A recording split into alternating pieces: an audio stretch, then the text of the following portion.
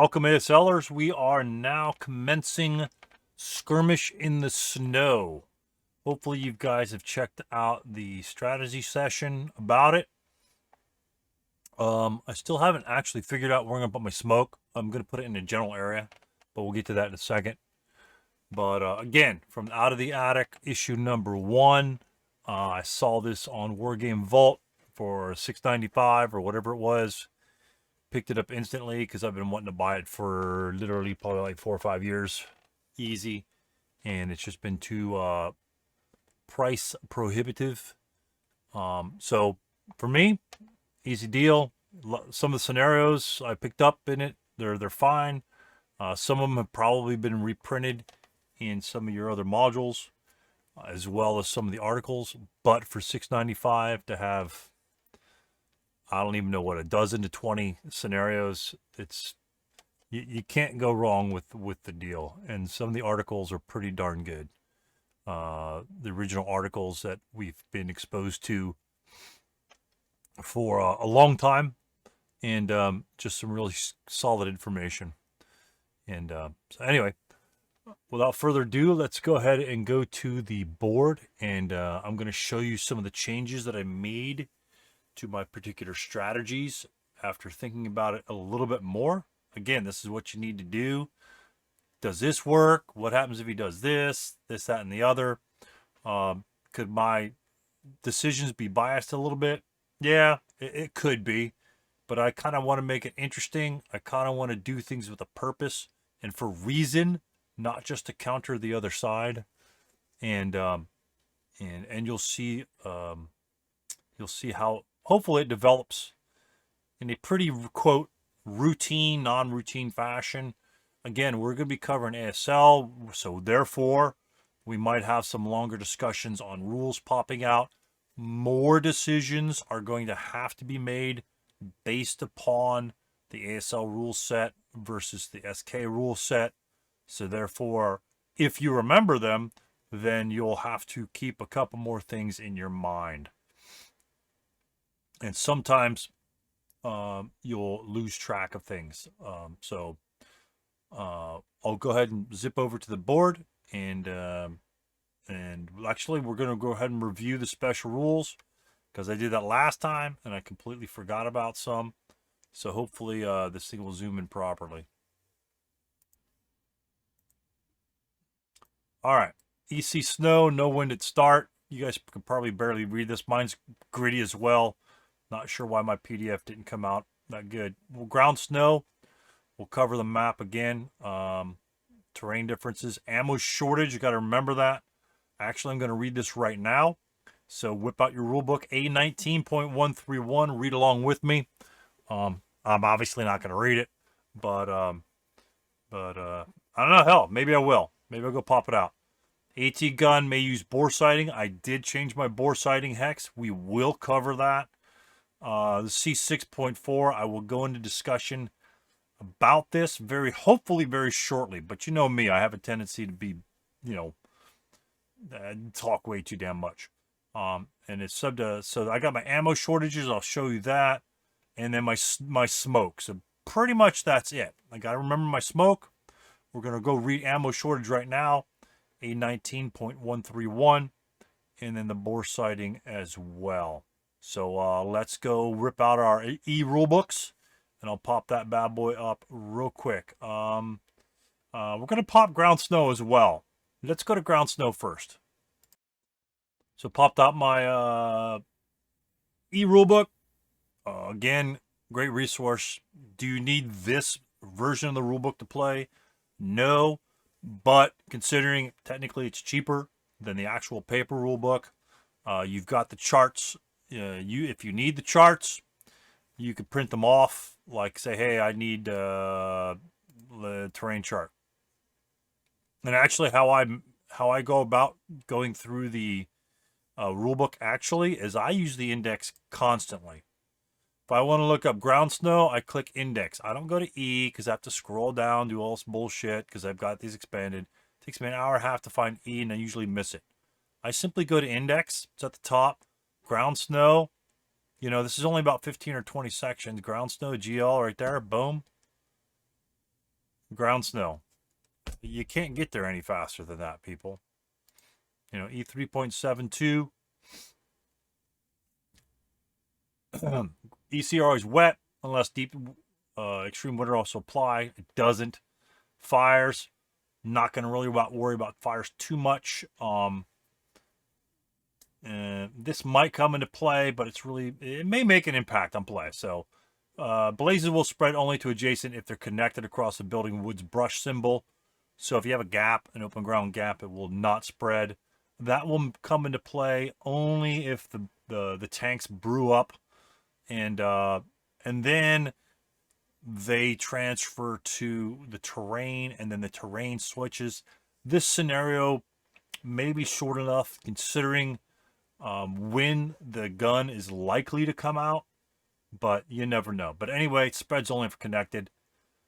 Terrain, mud flash, all that good stuff, streams, don't have to worry about that. +2 to entrenchment attempts. This could come into play, but with all the propaganda going out saying entrenchments are death traps, well, they're very good for a lot of reasons, and can be restrictive in other times.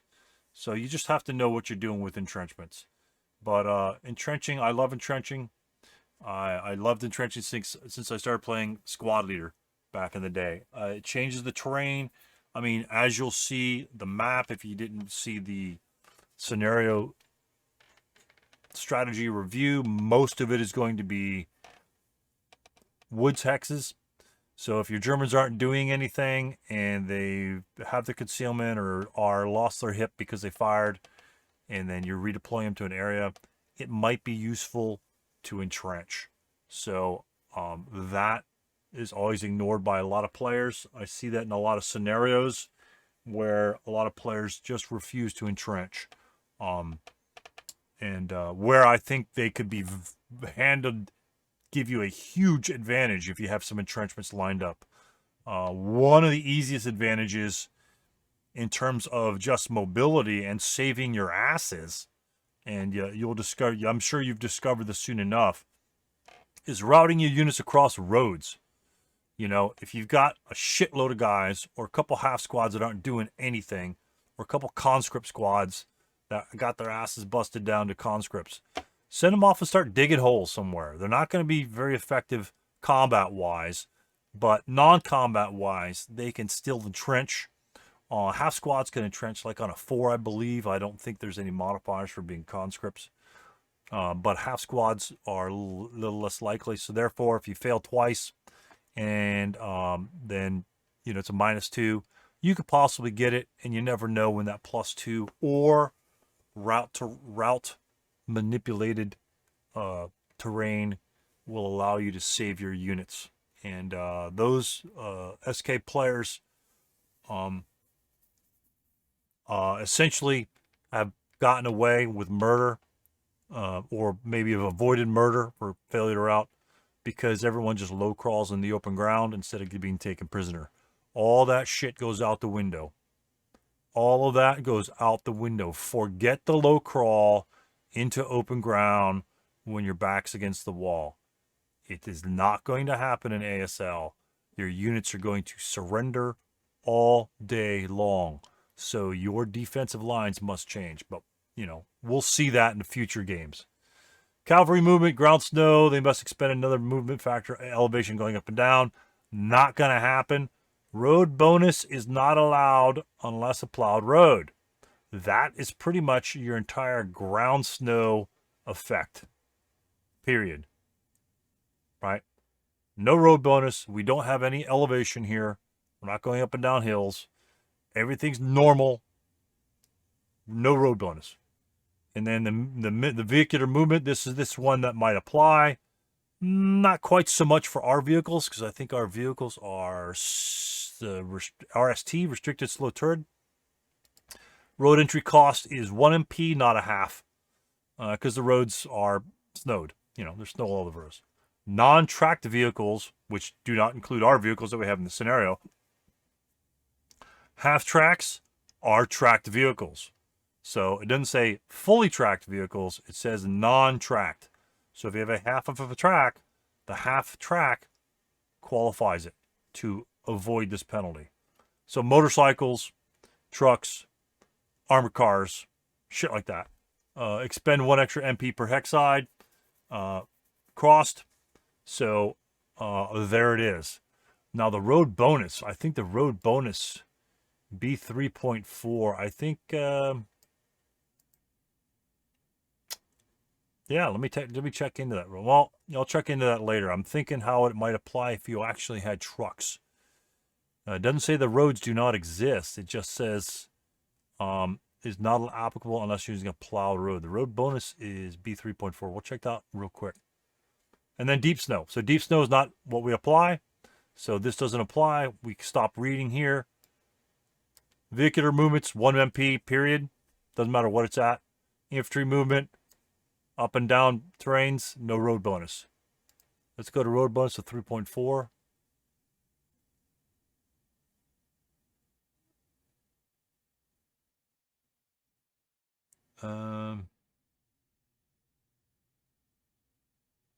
It's still a road.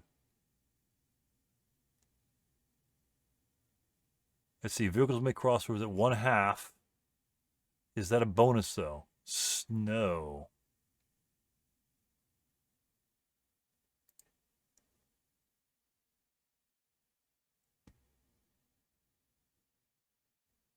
Huh. For hexide crossed. Both effects apply even on plowed roads. Oh, even on plowed roads. So it's still a road. Whether it's plowed or not, it's still a road. So you don't get the 1/2. So trucks can still drive on the road. It's just that they don't get the effect. Anyway, that's I'm digressing. We'll ignore that. So that's the snow. Let's go look for the ammunition shortage. Be up here. Ammunition shortage. See how fast that is? 131. Ammunition shortages. Unit replacement can also occur if SSR's ammo shortage. You roll a 12 on the IFT. IFT only. Not close combat. Not rally. Not pin task check. IFT using its inherent firepower. So suffers unit replacement after the attack. So if you had a Panzerschreck and you blasted an infantry unit behind a wall and you roll your dice rolls, that may be something else. After the attack, cause any morale check. No, incapable for the loss of broken. So it's suffer unit replacement after the attack which caused it is resolved. So therefore, if you roll a 12 and you go down to the conscript level, you do not cower 2 columns, you cower 1 column. Of course, 12 is not going to do anything. Determine the it's a random selection if you're firing more than 1 unit. Replacement does not occur as a result of a 12 to hit dice roll, but 8.11 would apply because all support weapon original breakdown destruction and ammunition depletion numbers are decreased by 1. So everything that we use is going to have a decrease of 1 on their breakdown numbers. Now, when you read the 3rd scenario special rule where the gun has special ammo shortage special rules which supersede this rule, breakdown will not go down, or destruction number. And so because it has a special rule based upon the scenario. So all right, so that's about it. Pretty much you suffer unit replacement by random selection if more than 1 unit applies. And what's 8.11? Always look for the permanent breakdown, okay? Whenever a unit uses a form of fire which increases the breakdown frequency, which is what we are having in this scenario, ammo shortage is what we're looking at. And then if we intensify, well, it won't apply for us. But ammo shortages will occur for that. Breakdowns increase. Okay, that's about it. Let's get back to the game. All right, we have our scenario counters we have down here. No baggies, as you guys might see. what I'm going to do is I'm going to, other than this one here, I'm going to lock all these. Hopefully they all toggle lock. And then what I'll do is if I need one, I'll clone it. And then I can unlock it from there. Actually, I should just unlock them all, to be honest. You can change the counters to be able to draw from them here. I will essentially have a template created later, which will automatically have all your utility counters for that. Maybe one specifically for an infantry-only battle, and then one that includes armor as well. That way, as Rudin and some of the other designers improve their formats on how to display and make your job easier to get your stuff out. Rudin's already done a lot of work on that already, and we can see that later on. But maybe this is locked already. Yep, locked. Anyway, these are all of our utility counters. Some of them we will use, some of them we won't. All right. You won't see all the malfunctions, but you will see. No, you don't. Let's see. We have. Maybe it didn't save it. All right, no worries. So here we are in our scenario. This is our movement point tracker. I moved my 237 here in the S row, and we're going to go over this in a second. So this 237, its purpose is to screw up route paths that this unit right here will hopefully be breaking. If the Russians come this way, because I have two shots that I could fire from the 4.67 and the LMG, and hopefully somebody will break because the 8-1's there. If they break in this general area, they won't be able to route back this direction. They have to route back maybe that direction. In that case, the 237's position is probably shitty. But hey, we're just going to go with it. So it's something we have to take into consideration when we screw up our setup.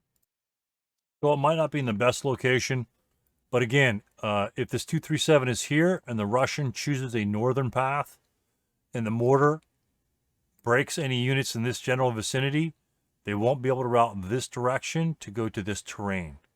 They'd have to route that direction to go to that terrain, or way back here, as that's the same distance. But he won't be able to go to here, so I'll be restricting these woods here, which could be proof useful. And anytime you can restrict route paths and leave your units out in the open, it makes them more difficult to rally. Leaders will have to be stuck out in the open, and that's what we're going to do. You know, you don't have a lot of forces, so you got to be tricky with some of them. Again, most of the guys have remained in the same locations. What we have here is I changed my bore site location here. That's hip. This is my bore site location I get to use based on the scenario special rules. This location here I am going to use to shoot at any, try to, most of the time, because the Russians have units that must use platoon movement. Any movement through this crack here, which would be a decent array or direction to go, and I simply wanted to cut that path off to the Russian player. How am I going to cut that path off, Stu? Simply because there's been a recent discussion on bore sighting and its bullshit use on deliberate immobilization versus target acquisition. A lot of people think it's the same thing. They are obviously different, but my opinion is bore sighting, it's extremely rare for them to go into that location, and typically it's not within 6 hexes. It's usually longer. Like if I put it way over here, I couldn't use it to immobilize units, but if I put it here, I can use it to immobilize units, whereas acquisition can't be used to immobilize units. Deliberately immobilize them, that is. So why is this location chose, Stu? Why pick this one versus some other location like over here, right? Or something like here. It's within 6 hexes. Well, the reason I chose this location is if he bypasses this hex, and he's on one of these vertices that I can see, which is within my covered arc. And depending on which hex he bypass will determine whether or not he's in my covered arc. And if I immobilize a vehicle, say that's bypassing this hex side here on the H7 side, then it essentially will block that entire avenue of the Russian departure from exiting the map, because you may not have two vehicles bypassing the same location. Essentially hex side, not location rather, but hex side. So whether it's a wreck or whether it's an immobilized vehicle, it stops all bypass along that hex side. So therefore, they have to go into the woods. When they go into the woods, they'll be expending an extreme amount of movement points, slowing their advance, giving me potentially multiple shot opportunities, which we'll go over in a second, and so on and so forth. So although it's not the best thing in the world, it could prove to be very valuable. Because they're moving so slowly, usually they'll end up in G8, maybe one guy bypass. And if I have this guy here, I can literally immobilize two vehicles in the same round. And again, over here, it's not really going to make that much of a difference. If he's going to drive off, he's going to have to drive off bypassing this side over here. That's pretty tight. I think that's open enough, wide enough for units to bypass. Vehicles are restricted in their bypass capability when they're passing a hex. The hex side has to be as wide as the counter. That's kind of problematic here because my scale differs. The board scale differs in the width of the counter. I pretty much kind of know what the width of a counter is. Like here, this is about as extreme as you're going to get for vehicle bypass in D3. This is quite clear. D4 and C4, not enough room. Infantry may bypass this hex side, but vehicles may not because there's almost no room there. And you know that would be at least the width, not much smaller than the width of a counter. So you get to know the widths, like this hex side here, bypassable. This side might be very close, so therefore you probably want to bypass the other side. Again, this side here, very close. That would probably not be a bypassable location. So you get to know what you could bypass and not. Obviously, this you can't bypass, and the wall's extension of the hex side, so it kind of pushes it in.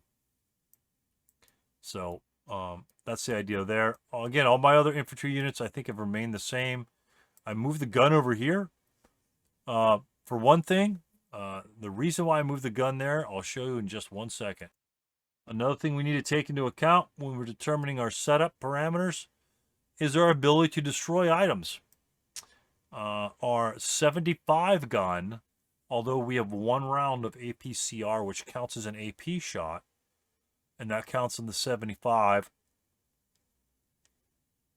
So that will be a 75 APCR shot. So its basic to kill number will be a 20. And so that's pretty damn good. So what difference does that make? Well, our Russian tanks have a frontal armor of 11, unless we hit the turret on the front, and then it will be an 8. So, say, Stu, you're going to kill it pretty easily. Yeah, we have 1 APCR shot. Let's look at the table we will be firing on them. The 75 shot, right? So if we hit the front of the vehicle and it is not a turret shot, which essentially means we're going to get rate of fire on our shot for all intents and purposes. I really don't like that rule, but it's there. So our to kill value is a 14. In most big guns, you got to be essentially point blank to actually get a bonus, unlike your light machine guns. So that's what this value is here. We're not going to have any bonuses to kill. So it's going to be a 14. If we hit his hull, it's going to be an 11. We need a 3 to kill the Russian vehicles in the front. We need a 6. Technically, it's not a 3 to kill. 3 to immobilize the Russian tanks from the front. On the sides, the basic to kill number would be a 6 overall. The basic to kill is 14 minus the 8 from the armor. So a side shot will make it a 6 to kill number. Of course, if you hit the side of the turret, it will shock. You hit the side of the hull, it will be an immobilization, which is good. So, vehicles coming from this side over here. If we take one of these counters, let's say we have this shot here, right? Is that a front shot? Is that a side shot? What type of shot is that? What type of shot is this? What type of shot is this? We have to know that. If he stops here, we could fire upon him. Do we want to fire upon him? That's the question you have to ask yourself. Is that a viable shot? Do we want to take that shot? You know, who has the better shot, the mortar or the AT gun? Well, the answer is the mortar. The mortar's got a higher rate of fire. If it's got LOS, which it looks like it's pretty clear, it will do damage on him on a, looks like a 3. Nope, yeah, 3. So rate of fire 3, it will damage him on a 3. Our 75, the to kill will be a 3 if we hit the front, not the turret. So front hull, bad. So in this perspective, in this angle of attack, the mortar actually has almost the same value as the AT gun. You could argue that it's closer than it normally is simply because it has a higher rate of fire. And its breakdown, actually its breakdown still going to be 11 because it's subject to shortage. But if we take it from here, right, that's still a frontal shot. But let's say the tanks are cruising forward here. Again, you want to look at, for frontal shots,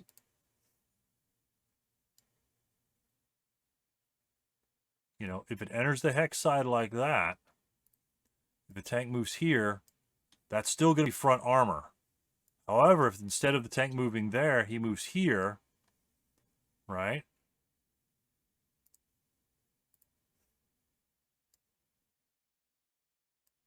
It's going to be entering the side perspective. So when they get up to this point here, we could take a couple guys out. Now, of course, you know, if he's turning around, that's a side turret, front turret, you know, whatever. If he changes his turret, and again, this is where you need to make sure you got stuff going on. Let's find a turret. So let's talk about the turret. Remember, the circle only applies, and zoom in. The circle only applies to upper structure hits. Okay? Upper structure hits. Oh, it's got 6 armor on the side, so it really sucks on the side. So side shots will blow this thing out of the water. What means it'd be an 8 to kill number. So we have a good chance on the side. So he doesn't want to really present its side to us. But if he presents his front, then that armor will be 8. So let's say, hey, Stu, you've got this location here, and he turns his turret this way to you, right? We're screwed. He's got 11 armor. Well, that's not true. His turret, as projected from here, remember, this is front. Front, side, rear. I'm going to get rid of self-rally. So this is front, side, and rear. Front position. Weaker armor on the top. The hull is armor 11. The turret is an armor 8. Okay, from the front. From the side, the turret is, you guessed it, a 6. So when he turns his turret to us, essentially at that point, we have a different perspective. Let's say he turns his tank. It's the same thing as him facing us, right? So if we hit the hull, there are 3 armor factors we're looking at here. Actually, there's 2. The frontal armor hull armor and the turret armor.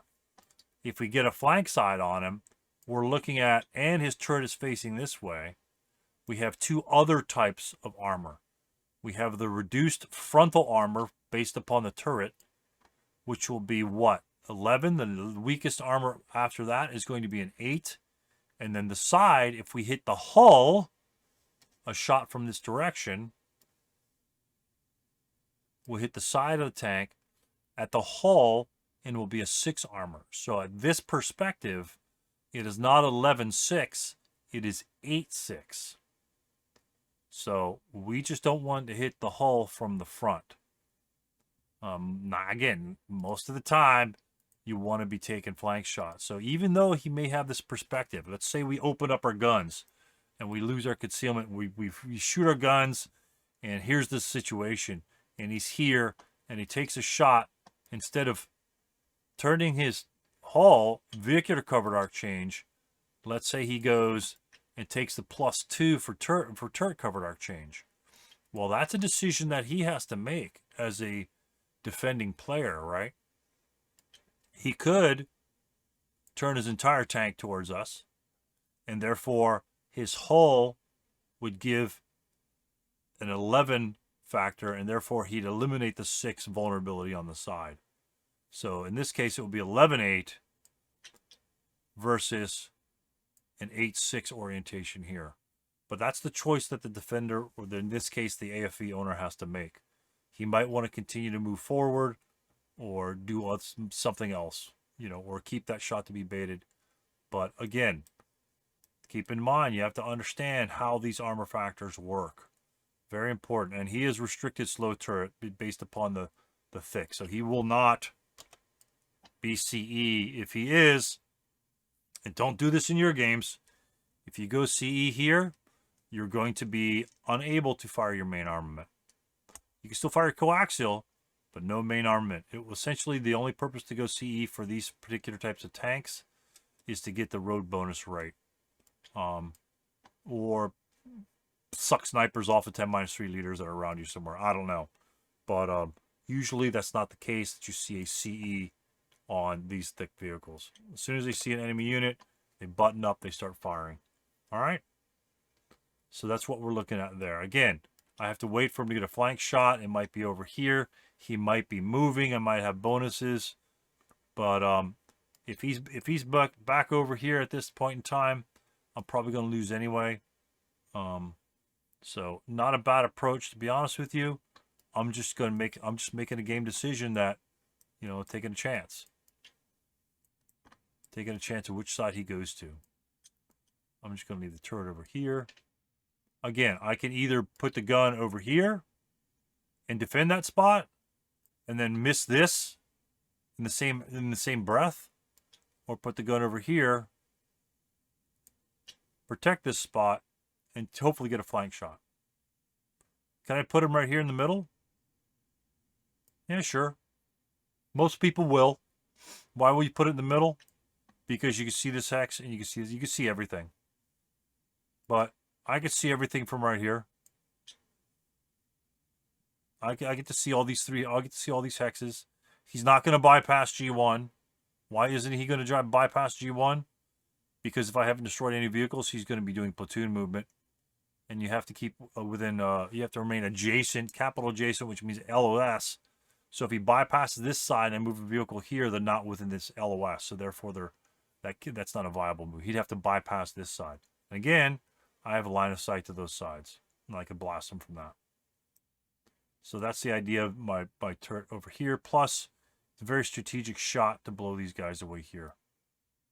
So, all right. Well, let's get to our pre-registered smoke location. Our snipers, I placed my sniper here. I don't know where any of his units are. Say, hey, Stu, you illegally placed it. Nope, these guys are hidden, remember. So to me, to the Russian player, there are no German units on the map. And the German sniper is a 3. I put it far behind the enemy line.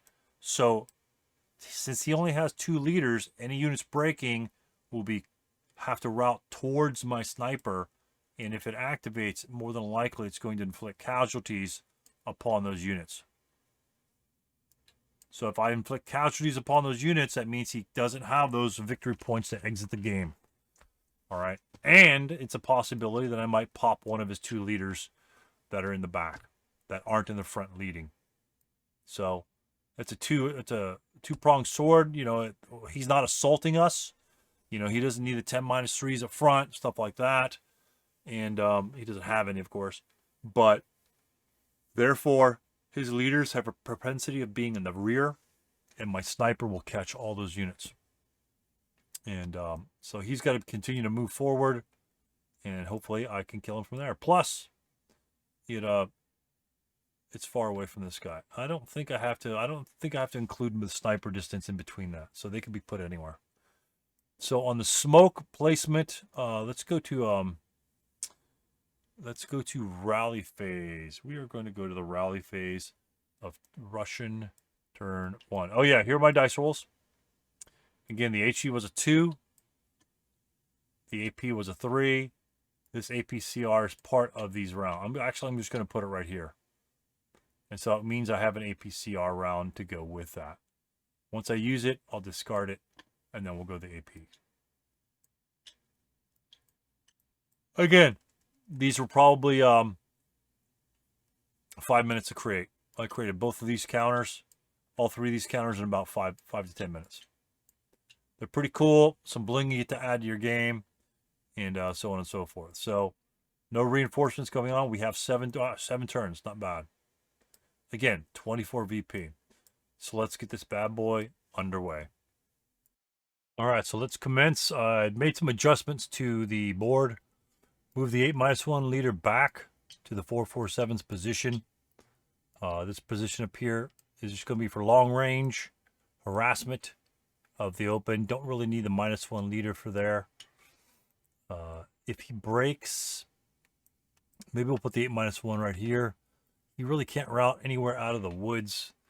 So that's pretty much he'd be better off probably in the woods here or right here. Because if he breaks, then he can route back into our woods here. If he stays here, he can't go anywhere. So we're going to put him right there.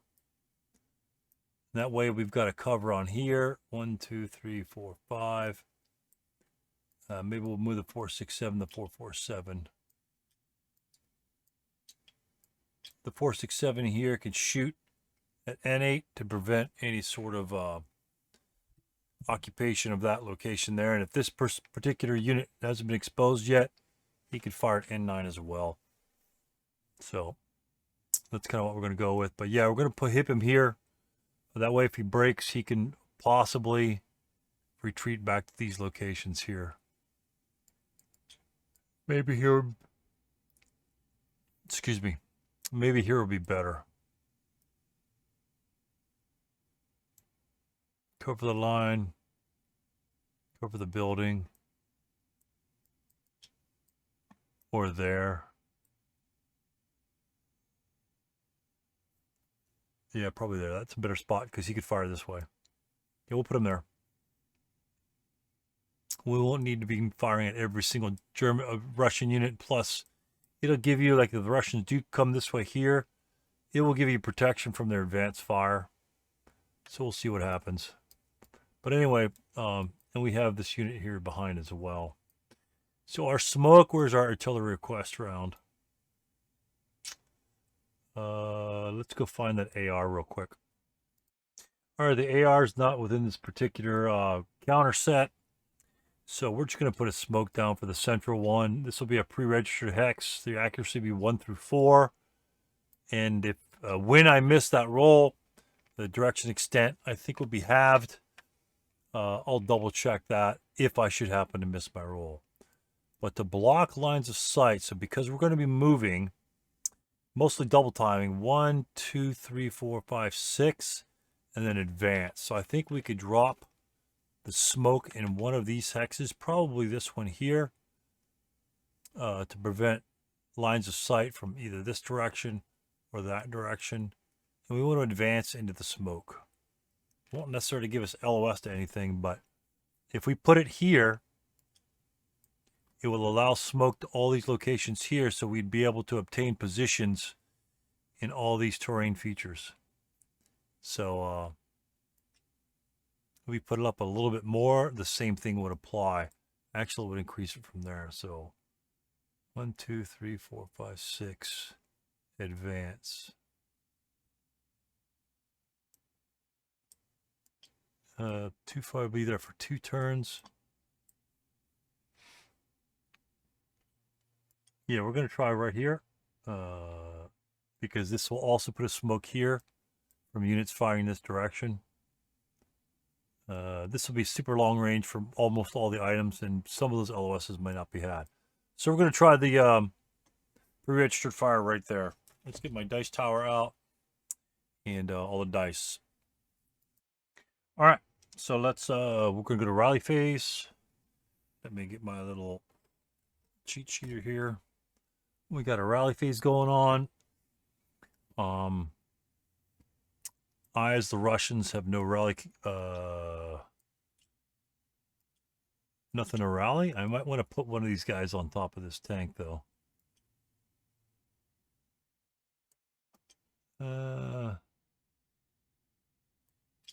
Yeah, might as well. We're going to have riders on all the tanks. I'm going to make them smaller so they fit a little bit better. I'll make them bigger when they get off. And I've got a whole bunch of guys under this tank here. This tank can set up in this building, and they are all adjacent, so they could do platoon movement starting off. And the 9-1 and a couple of units are under there. They're all stacked up kind of in the middle. They're going to move independently, so it's not going to be a problem. So I don't have any rally phase. The German doesn't have any rally phase. Prep fire phase. There's nothing to shoot at. There's no point in prep firing, other than just the execution of the smoke drop. Sorry, it's screwing around here. I'm just trying to look for the scenario card. Smoke here. So here we go. And it's a 3, so it lands in that location. It is accurate on 1 through 4. And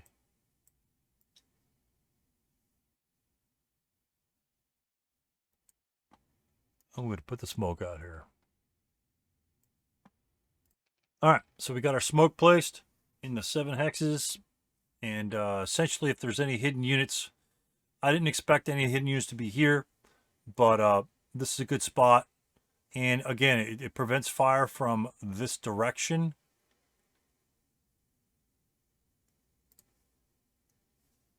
So it prevents German fire from that direction from not going through the smoke. So essentially, the only spot we need to worry about is this general vicinity right here, the gap that we're going to be going through. And if he wants to reveal himself there, so be it. We're just going to, if we break, we just route to here. And then when we move past him. So it's not really a big deal. The only problem would be is if there's the AT gun here. That's a spot that you could put it. I mean, theoretically, you could really put it there. Wait for the smoke to dissipate. Probably AT gun here facing backwards to have that covered arc. I mean, you take the risk of being infantry overrun the turn after that, though. So that was the prep fire phase. Let's go on to the movement phase.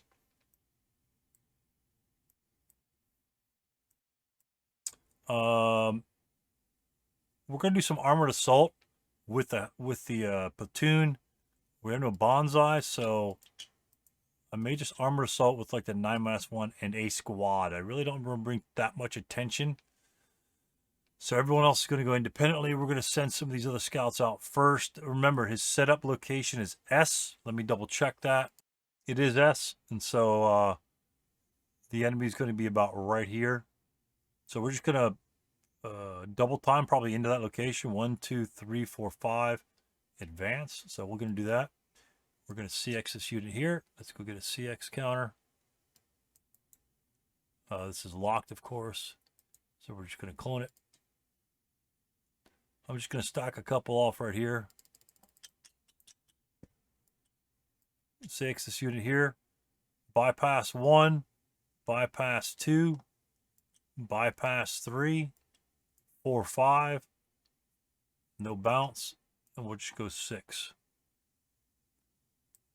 If anybody wants to fire, they're going to fire. Again, we're going to move our leaders last. Leaders get to move towards the units that are not broken. This unit here is just going to bust his ass. Double time. 1, 2, 3, 4, 5. And all these guys are concealed. And he'll go 6 here. So we entered this location, but we did not enter that location. Therefore, not revealing any potential German units. Let me find a concealment counter. All right, CX is on those guys. Piles are over here. This unit is going to be driving on the tank.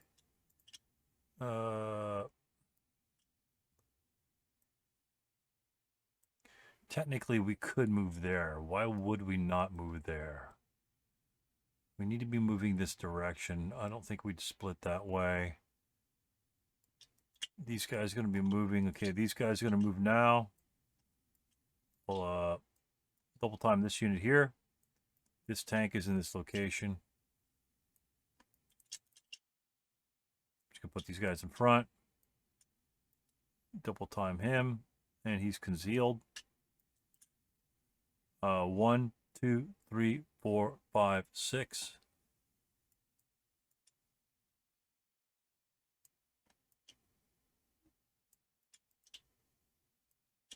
All right. Unit beneath him. Another guy with a no LMG. He's going to double time. 1, 2, 3, 4. And he's just going to enter R8. 5, 6.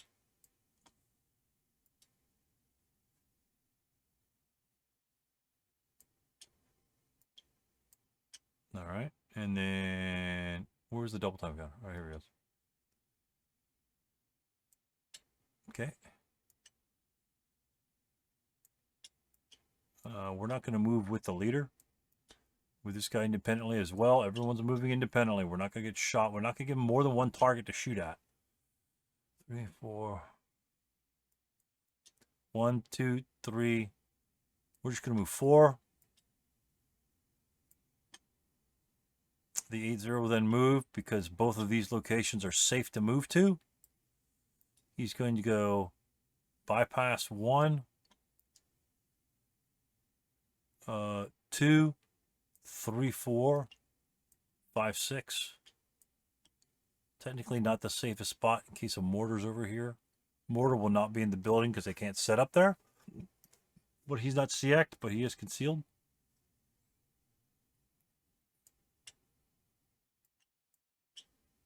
These guys are concealed as well.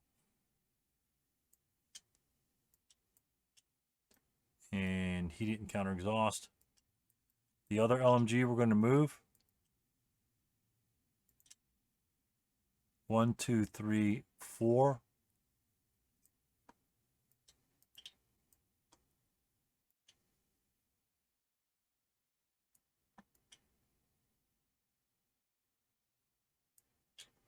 Okay, here's where the tanks are going to move. 2, 3, 4, 5, 6. All right. I could double time him. 1, 2, 3, 4, 5, 6, 7. And then we could advance here. 3, 4, 5, 6. I just think we'll move platoon movement. We're not going to double time them. We're just going to move 6. So we need to start up. And when we start up for these particular vehicles here, I'm going to rotate these guys like this. There is mechanical reliability because it is a red movement point value. I'm going to reduce the size of the 9-1 as well. And he will do armored assault with those guys. So mechanical reliability for the Russian AFBs pretty much is like no 12. Roll a 9, so they're fine. So they start up for 1. Everything's moving at one time. So we're going to go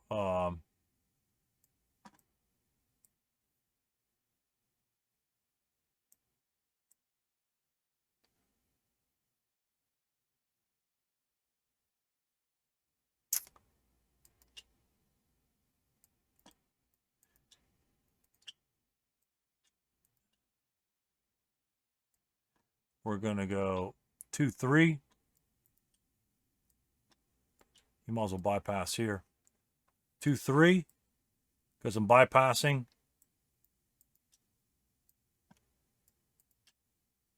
4-5. Squad and leader have only moved 2. They'll go 3, 4, 5, 6 is where they're going to end up, so the leader can go there. So that's just 2-3. Essentially a 4, 5,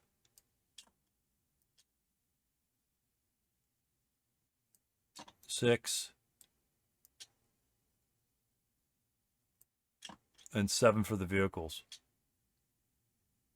Yeah, there we go. We'll stack them up. So these guys are in the same hex as these dudes.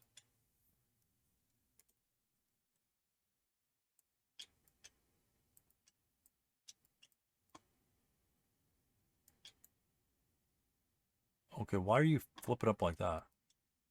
There we go. All right, just like that. And then we're going to have this turret. Both these turrets. Only 2 of them.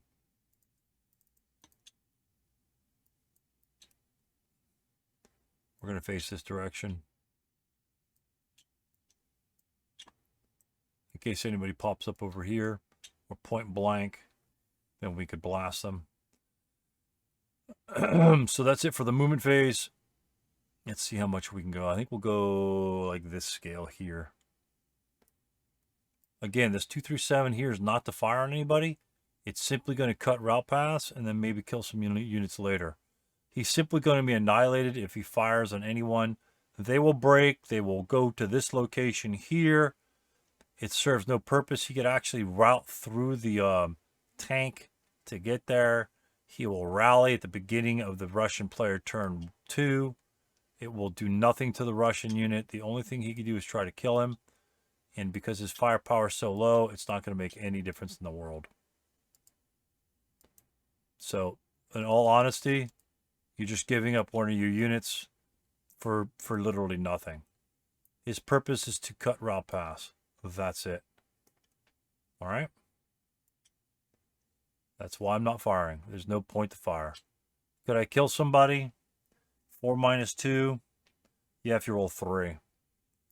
Yeah. Not going to happen. It's a stupid tank.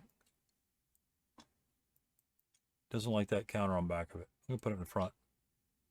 All right, so that's it for that. Advanced fire. I'm not going to be firing through defensive fire phase. There is none. Advanced fire. I could potentially fire at these units over here, but the German sniper is only a 3. That's really not too bad. I have 1 leader in the back. This guy's concealed as well. All these guys are concealed. Even the tanks are concealed.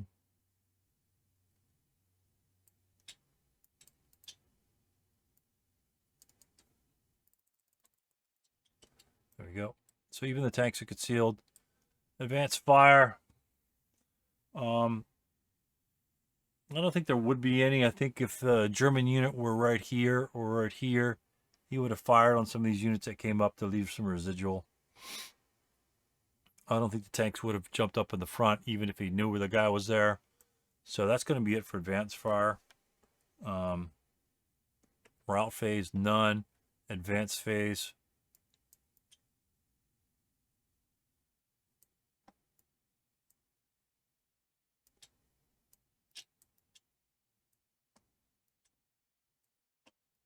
These guys will go here. No, we're going to go here.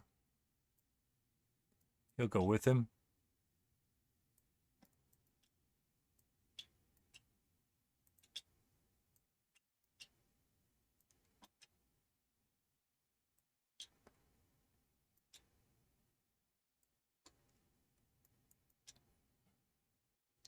He'll go under the tank.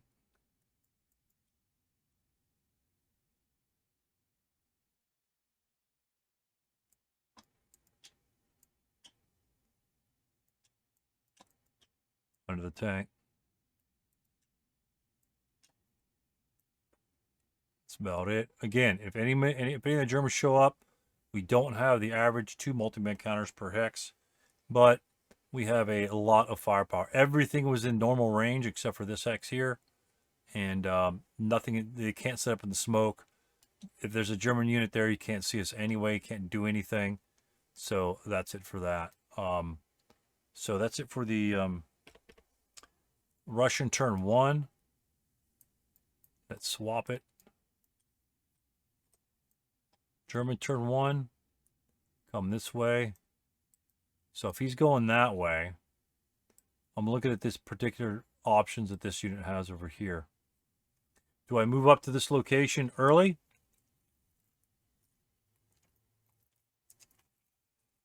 If I move him to this location, that might presume that these guys know that there's nobody else in this particular area. Because if the gun was there, this infantry unit might already be set up, and it should be set up if the gun is probably right there. This actually isn't a bad position. There's lots of positions for your gun to be had in this scenario. Right here is not a bad position. Again, simply because the quick and easy, dirty shots that you could take early. It does have firing opportunities on this side of the map here as well. It covers our gap. And if the tanks start to roam this way, you can literally, if you had a squad and a leader with it, just push it into this hex into your movement phase. He might be able to destroy you. -2 hazardous movement's nothing that you really want to deal with. So, but it could set up there. I mean, it's not an absolute garbage spot. But if he does come down the side, which it kind of looks appealing, I just didn't like it wholly. This is the side that I was going to come down normally, but I chose not to do so. Hopefully you guys can see these roads right here. On my screen, they're all whited out, but I just whited over them. It's pretty cool. So anyway, Germans, rally phase. I really don't think there isn't any rally phase, because if we perform a rally action, most likely we'll lose our concealment. Prep fire phase, there won't be any because we honestly can't even see those units. Movement phase, no one's going to move. Defensive fire phase. Here's where the Russians can light up these locations here. Essentially free of charge. I don't believe the passengers here or the riders can conduct multi-location fire or the fire groups. But they can blast this area here. I'm not going to fire my machine guns because I don't want them to malfunction. So he's going to fire 2. Well, being a rider is half, so that'd be a 1. There's no point.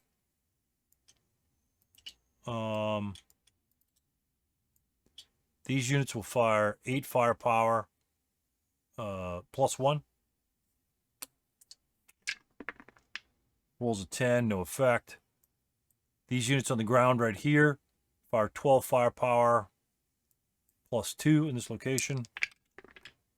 Rolls a 6 is an 8, no effect. Or actually there is an effect, but nothing's there. So this is clear. And that's all the firing we're going to do. We're not going to bother with our main armaments. Remember, our tanks pretty much are just going to be shooting the stuff as they fly by them, to be honest with you. Can't move the turrets here, to be honest with you. If I move the turrets, the infantry will dismount. So we're not going to bother with that. Sorry, guys. Technically, we could move our VCA that way. But in case there's a gun over here, there could be. So we're just going to keep it forward. OA1 could be a gun, but he would have destroyed us by now. So that's it for the defensive fire phase. Advanced fire for the German, none. Route, none. Advanced, none. No CC. We're going to move on to the Russian turn 2. All right. So at what point do we want to fire this unit here? There's smoke in our face. I think we're going to save him to fire either point blank or to fire in that location there.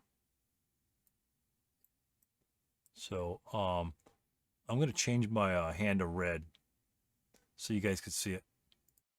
All right, so I changed my hand to red, so when I tab down, you can see the red arrows. So that's the whole idea. And so essentially I'm player red. So Russian player 2, rally phase, we have none. Prep fire, none. Again, we don't care if we break. Most likely we're not going to die, and we'll just route backwards. So we're just going to push forward and see what happens. And here, we can't even go, we can go 2-4 advance. So 1, 2, 3, all these guys. 1, 2, 3, 4, 5, 6. This is the only guy I got 1, 2, 3, 4. So yeah, well, they can move pretty normally. So what we're going to do is, I'm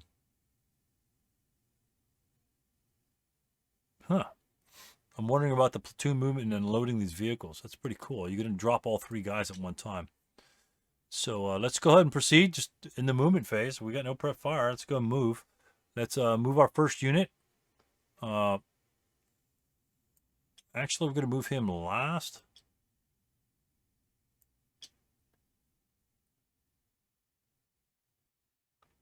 I'm thinking about moving the LMGs. Now, we won't move the LMGs. 1, 2, 3, 4, 5, 6. All right, we're going to go ahead and remove the CX. I'm just going to put it there.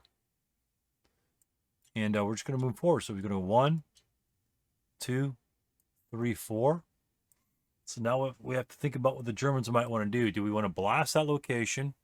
If we blast this location here at point blank range, we can't fire at anybody over here. So we want the Russians to move here, and then in the subsequent fire, the defensive fire phase, we could do a 6+2. Actually, that'd be a 2+2 on that particular unit. So maybe we should just lose our concealment.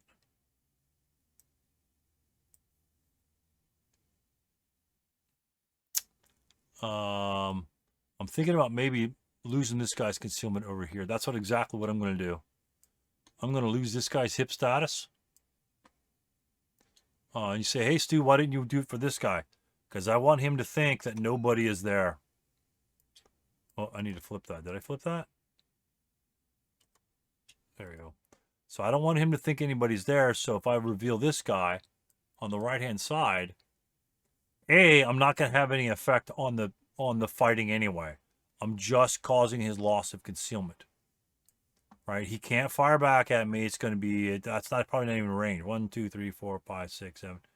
That's going to be a 2+4. That's not going to happen. The leader still remains hidden.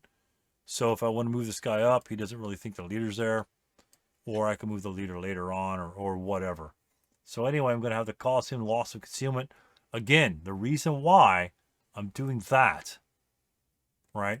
Because as this troop is advancing forward, I presume they're going to be advancing all throughout the area.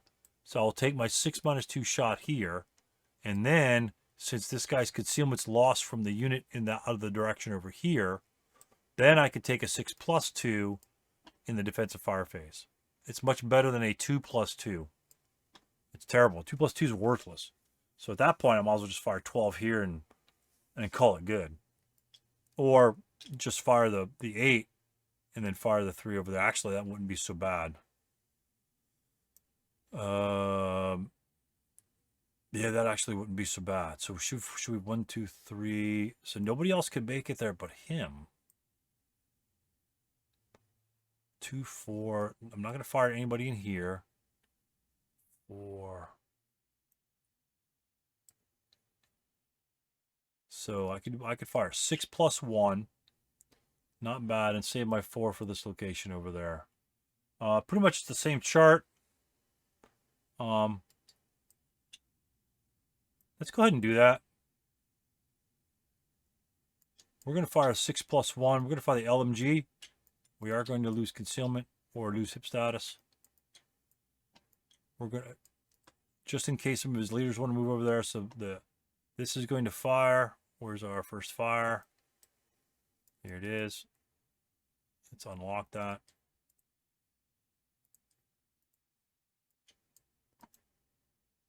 Clone. That final first LMG. 6+1. Let's go Germans. Rat-a-tat-tat. 5. That's actually not too bad. 1 morale check on the 6 chart. No rate of fire. And let's go Russians. 1 morale check. Easy money, baby. Easy money. He rolls a 4. That's amazing. Ooh. Okay, got to remember the snipers. We got a 2 for the Russians, so that's never happened. And a 3 for the Germans. Okay. So they'll never be activated, pretty much. So 2s and 3s. People got to die for that to happen. And but they're both fine. We did leave. Unlock that. Residual firepower. I have to move it up here so I can see it.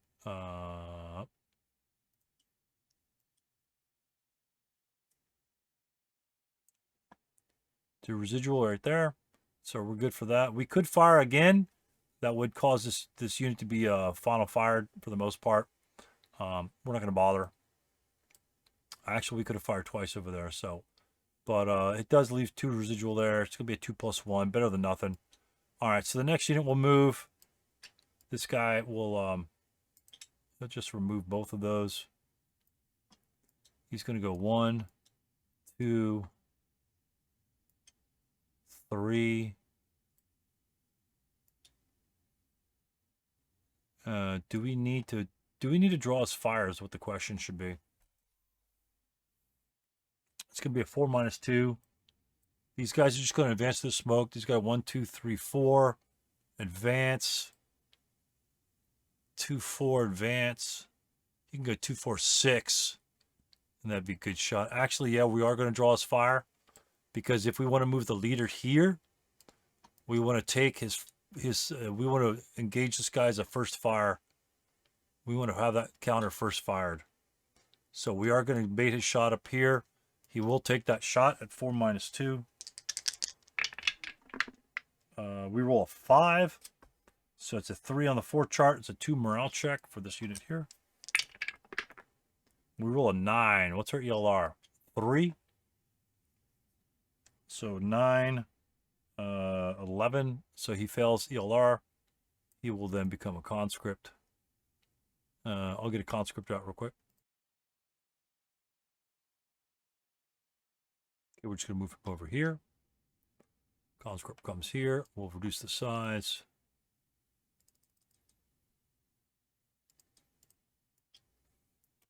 Break him. DM.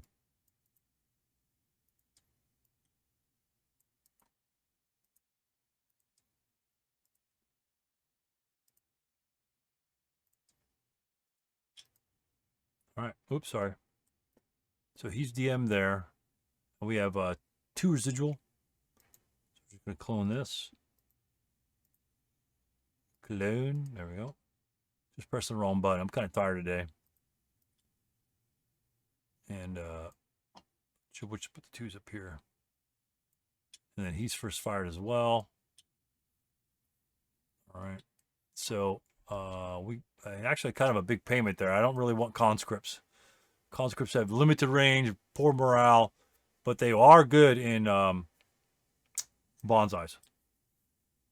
I'm not going to run into 2-2 there. So I think we're just 1, 2, 3, 4. This unit's just going to move up. 1, 2, 3, 4. I don't believe there's any LOS from this location to there, because it'll hit. Oh, it might only hit 1 smoke. No, it'll hit 2. It'll hit this one as well. Yeah, even if it has it. So it's going to be too much smoke.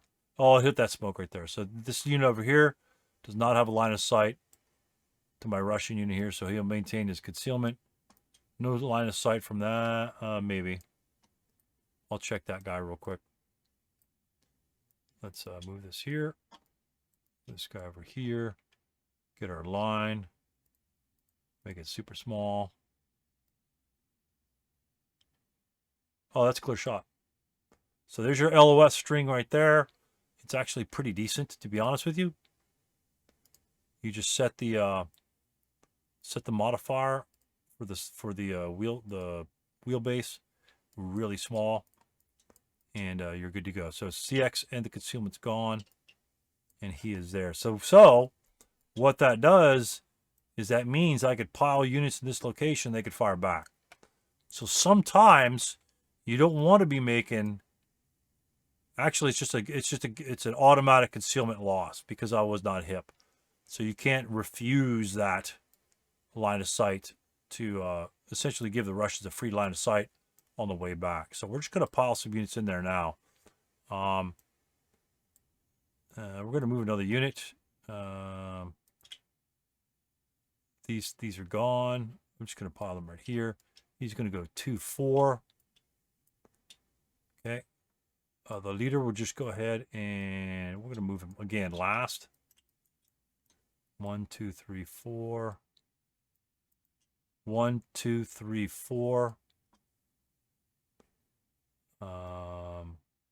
His concealment will be lost right here to this unit because it goes straight. It bypasses this bisects up here. It's a clear bisect, so he'll lose concealment there. But 4 will be right there. Okay, these units here. This unit here with the leader. 1, 2, 3.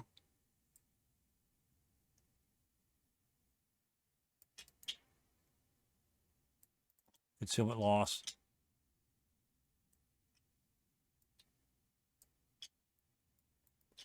Four, 5.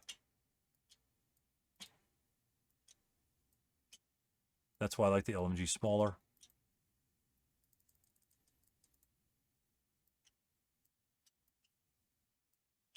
And the leader a little smaller too. All right, so you can move 5 there, no subsequent fire. We obviously don't have anybody else to fire. Tanks move last. Let's go 2, 4, 6. Since that's a 9-1 leader, I might as well subsequent first fire. We're going to fire both the squad and the LMG since nobody else is going to move adjacent. Technically, we could wait for these guys, but the 9-1 leader is my priority. So that's going to be a 6 non-assault movement into smoke. It's a 6+2. Let's go. Double 4 cowers. So he's final. He's final regardless. All right, let's look at some of these other German units. Smoke from this guy. We might be able to do a long shot from him. Unfortunately, I think that will cross the other smoke counter, so we can't even really. I guess we could see into that location, but that's going to be too much. The mortar, don't really need to fire a 2+2 to hit. It's not going to affect him. We're going to wait until they get in here. Same thing with this guy. That might be a 4 even. Not going to worry about too much. These units can't advance fire out of the smoke with any great efficacy on this unit. This is the only one we really have to worry about. Just a 4 up 1. He can advance forward. These guys can shoot over here. 4 up 1. I think we can handle a 4 up 1. If we do break, again, the same reason why we're not in that building, we route back here. 1, 2, 3. This will be a lot. 4, 5. And then we could possibly move our 8-1 over there. Again, because no one's going to be occupied. Well, he might. He might occupy this location, but I don't think there's an LOS to this location from there. So our German unit should be free from DMing next turn, unless the tanks roll up on him somewhere. All right. So no other units are going to fire here. So what about our Russian tanks?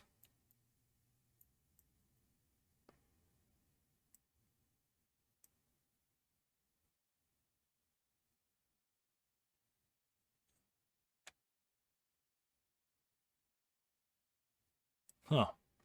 4, 5, 6, 4, 5. I'm not sure if I want to gap that right there now. And I don't want to push them forward. So we're just going to roll these bad boys. We're going to go 1. Start for 1, actually. Because we stopped them last turn. Start. Roll a 9, no problem. For 1, 2, 3, 4, 5, 6.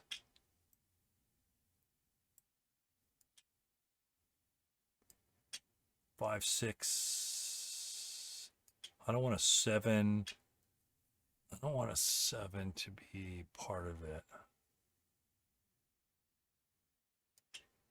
And then what we're going to do is we're going to bypass. I don't want to take 2 residual.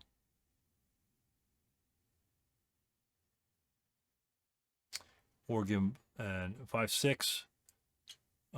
Stop for 7. We're going to unload 1 and 2. Unload for 1/4. So 6. 1, 2, 3, 4, 5, 6. Stop for 7. Unload for, let's call it 18. So 16 would be 4. You round up, be 5. That's a shit modifier. Because these guys have 17, it costs you 5 to unload. That's kind of garbage. I'm not sure why it has to round up. So 7, it'd be 12 to unload both of these guys. I'm keeping this guy on. So 12 to unload these guys, which means these guys have 1/4 of 17 will be 4. So these guys have 1 movement factor remaining. And that's it. And I think we'll just stop our tanks right there. And then that's it. Those guys are on the ground. And we can make them a little bit bigger.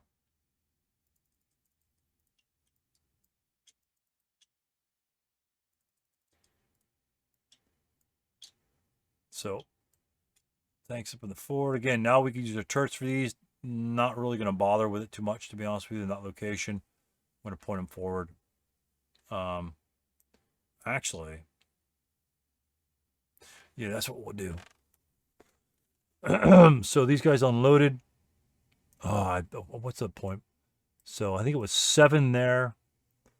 Stop for 8. Start for 9. It starts at 9. And then we're going to bypass for 10, 11. And he'll go 10, 11.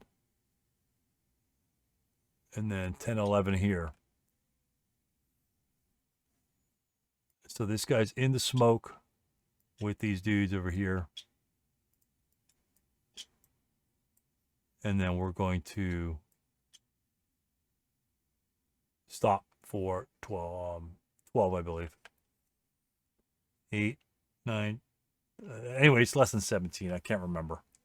I've got that stupid die, but I'm pretty sure it's less than 17. So we were here. 1, 2, 3, 4, 5, 6. Stop for 7. Unload for 12. Start for 13, 14, 15. And stop for 16. Residual firepower will not affect the AFV. So that's why we're chilling right there. Instead of having the no modifiers on that guy and have that guy break and jump into there. And then he could final protective fire on him. That could possibly just straight up cost us a squad. Don't really want to be doing that. So that's it for the movement phase. Defensive fire phase. Again, nothing here. Just cut route pass. He may decide to move up. Well, nowhere, actually. Because he's just going to get shot. He's not going to move until those guys are further on. He's going to come up behind him when it really is going to hurt him the most. Again, he can double time. 1, 2, 3, 4, 5, 6 later on and then advance if the case can be. He could be here when the Russians are here so they can't retreat backwards, which can cost, literally just kill them. So FTRs all around. So that's the idea there.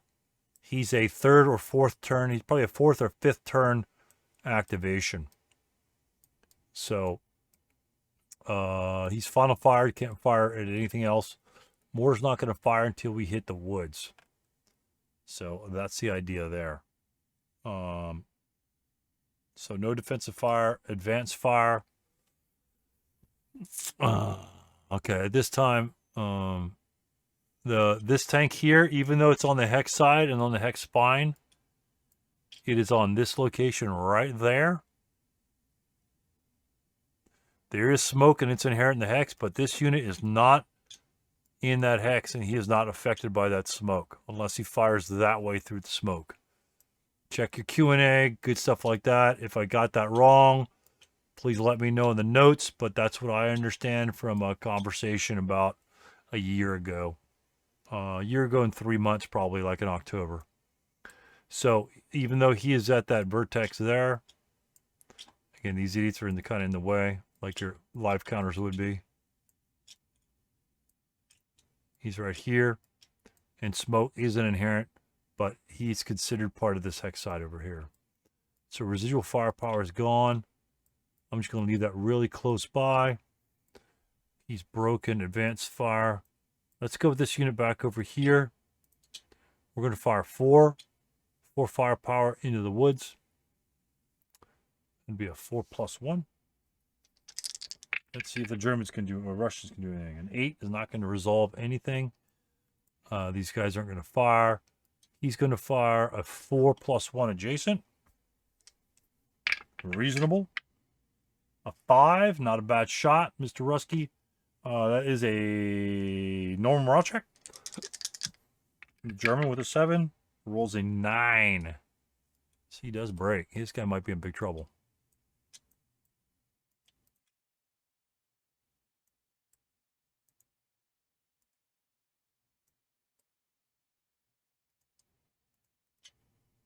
All right, so it's a 9. So he advanced fire. AFV will fire both his machine guns. It'll be a 6+1. 9, no effect. If we fire the main armament, will that do any good? This guy is going to be... Oh, this guy loses a concealment because he moved on him. And they fired upon him. So that'd be a +4/+5. I'm not going to bother firing him. Main gun muzzle fire, just to fire the main gun. If we need to kill units especially this unit, because if he's got an LMG and he becomes a half squad, that means he essentially loses 2 more firepower. So that's going to be a lot to hit. Essentially, it's +5 to hit. He stopped, and +6 for terrain. And then he's point blank to be +4. He needs a 4 to hit because of the infantry target type. So he will try to attack that unit with a 4. And a 7, no effect. I'm not going to bother with the acquisition because that unit has to route away. He's not going to route that way. So he's going to route back this way. So I'm not going to bother with the acquisition on that. So again, 4 to hit. And you could check your modifiers for those uninitiated. Let me go find it. So here's your to hit table. Target base is only going to be TEM. TEM and point blank modifiers. Point blank range is L. I'm not a motion target, and I am stopped. So it's -2 adjacent. Buttoned up +1. We have bounding fire. It's going to be +2. And then advanced fire phase is going to be another +2. Firing, that's not it.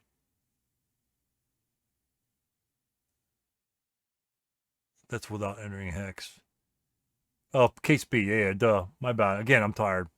Case B plus the +2. So case B is here. That's +2. +2 here for the slow turreted. +1 buttoned up. So anytime you move your vehicles and you're firing at that and you're buttoned up, you know, some Germans might be CE, some Americans might be CE. Most of your Russian tanks will be buttoned up. So they'll be a +5 to hit. If you go point blank, which is why everyone just jams their tanks up to somebody's ass and fires point blank. So you're going to subtract 2 from that. So you're a +3. And then you've got the infantry target type here at a base 8. If you can see it, it's going to be a base 8 modifier. You know, +3 being at a 5. And then TEM, whatever's on top of that. So you could actually hit guys in woods. If you're point blank to a stone building, don't bother firing. Honestly, the acquisition's not really even worth it. simply because you moved. Your second turn firing is going to be much better, because you're going to be +8 to hit, or +6 to hit. So you need a snake eyes to hit the guy. Yeah, you can get a critical hit, but sometimes it's not that big a deal. Infantry and buildings is really hard to hit. So no effect there. So let's go with we're done with the advanced fire phase, route phase. Again, closest cover is 3MF over here. 1, 2, 3. We may continue. We will, and we'll go 4, 5. Again, just like we planned when we set up. Not haphazard. This shit isn't haphazard. You plan this route path. If he were in this location here, and he fired on some Russian units, and let's say the Russians didn't even progress this far, although we see the tanks can.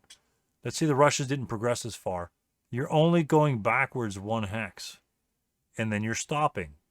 And then his defensive fire phase, he's going to half squad you and then kill you because he's going to fire 8+1, 8+1, 6+1, 8+1. And he's going to have 4 or 5 shots. You're going to be eliminated. This way you're not eliminated. You don't have the best attack opportunities over here, but we did reduce a guy to a conscript and a full squad for that matter. Okay, so now that he has routed away here, whose turn is it actually? It's the Russian's turn. Sorry, the Russian goes first, which makes a big difference.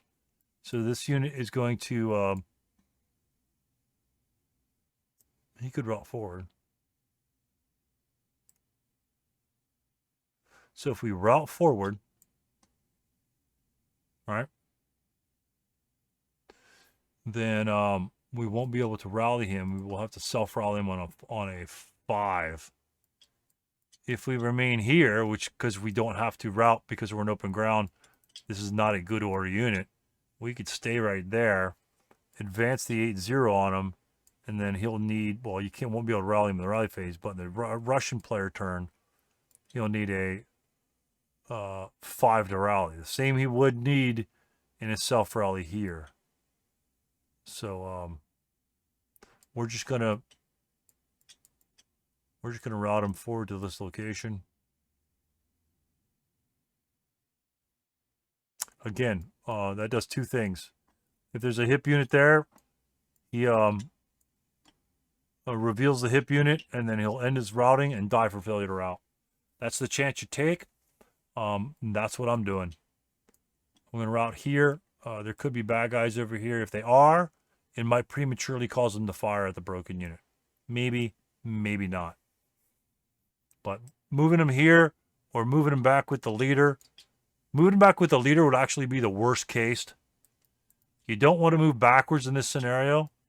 There's no point in moving here. This is the shittiest spot on the planet to be. Because if you have to route for whatever reason, if you have to route from this location, you're going to surrender. So if you're back over here and the Germans, let's say the Germans were over here and move up on you, then you simply route back at that point or low crawl here. It will be the same. Actually, keeping him here would be the worst because he would need a 4. Actually, yeah, self-rally, he would need a 4 to rally.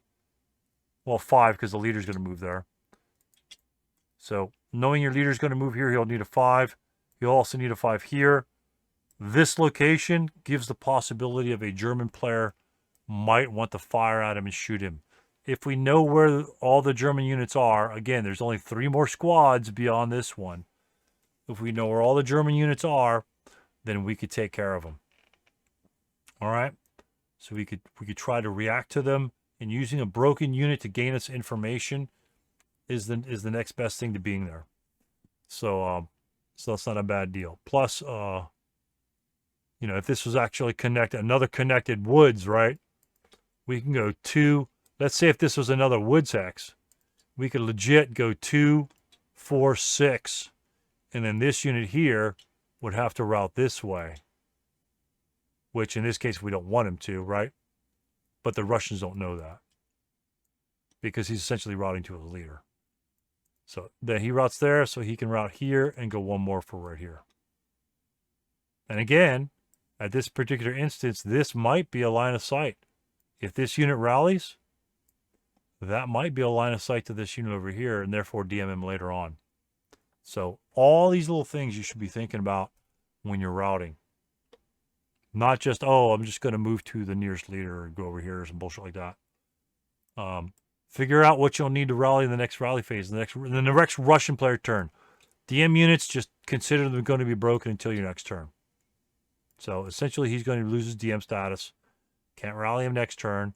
Russian player turn 3, he could potentially rally. That's what you're thinking about. You're not thinking of it in one turn away. You're thinking about one player turn away. You're thinking about 2 player turns away. And again, if the Germans want to kill him, then we know more about the German positions. Okay, route phase. Enough of that. You can be talking about route. I'll be here forever. All right, advanced phase. Again, do we want to route? Move in the open ground. The 9-1 is not going to do that. At this point,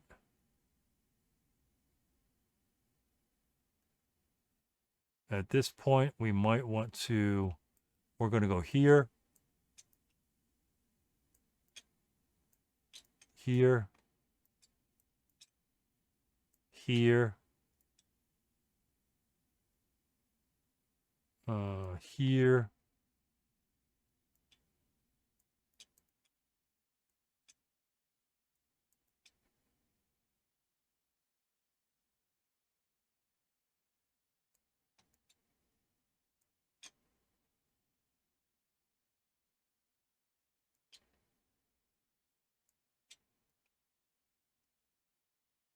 and that's it. So what I've done here is, if you look at my setup, I've got units in the front, right? If both of these units break, well, so be it. But if one of these units survives, actually they can't be part of a, we need to stack 3 up.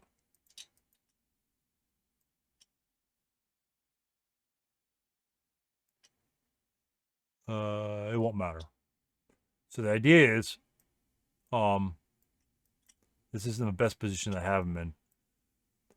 So this unit can have line of sight to maybe somebody at this location, and this location.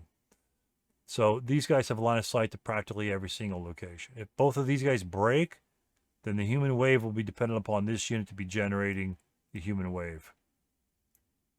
Because these guys have a line of sight to nobody. This leader will not be participating, but these units would be. And so therefore, these other units will be participating as well. Don't really want to do my LMGs, but so be it.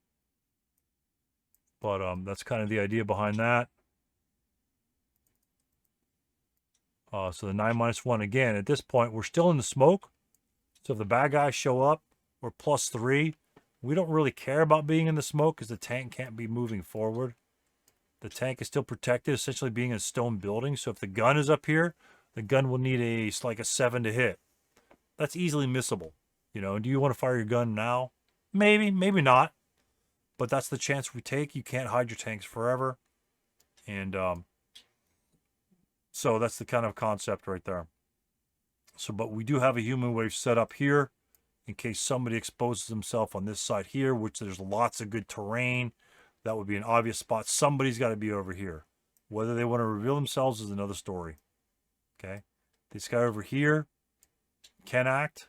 He may move. He may not. There's actually only 2 units that can fire on him. He could possibly get, this might be out of line of sight to go here. But does he need to move? Maybe he'll just take a shot. So that's the whole idea behind that. He may just take a shot at these units down here. 2 even. You know, it's not going to hurt him that much. Close combat. You got concealment gains. Pretty much nobody, because the 447 up there is really causing an issue with concealment gains. Maybe the 8-0. He might be out of LOS, and he probably is. So these guys get to roll because they're not in concealment terrain. So leader and then 2 squads. And then these guys here are also concealed, as well as the tank. So so he's going to roll. Leader, it's a unit size +1 for the leader. And he rolls a 1, so he'll get concealed. And then the 2 squads beneath him, they roll a 4 and a 5, so that's not good enough. They have to add their unit size number of 3. So no concealment from there. But the leader, most importantly, the leader does gain concealment. All right. So if somebody happened to pop up like in L9 to shoot him, then at least the leader's concealed. And yeah, we did our advances, right? Yep. All right, so be it. All right, so let's go to German turn number 2.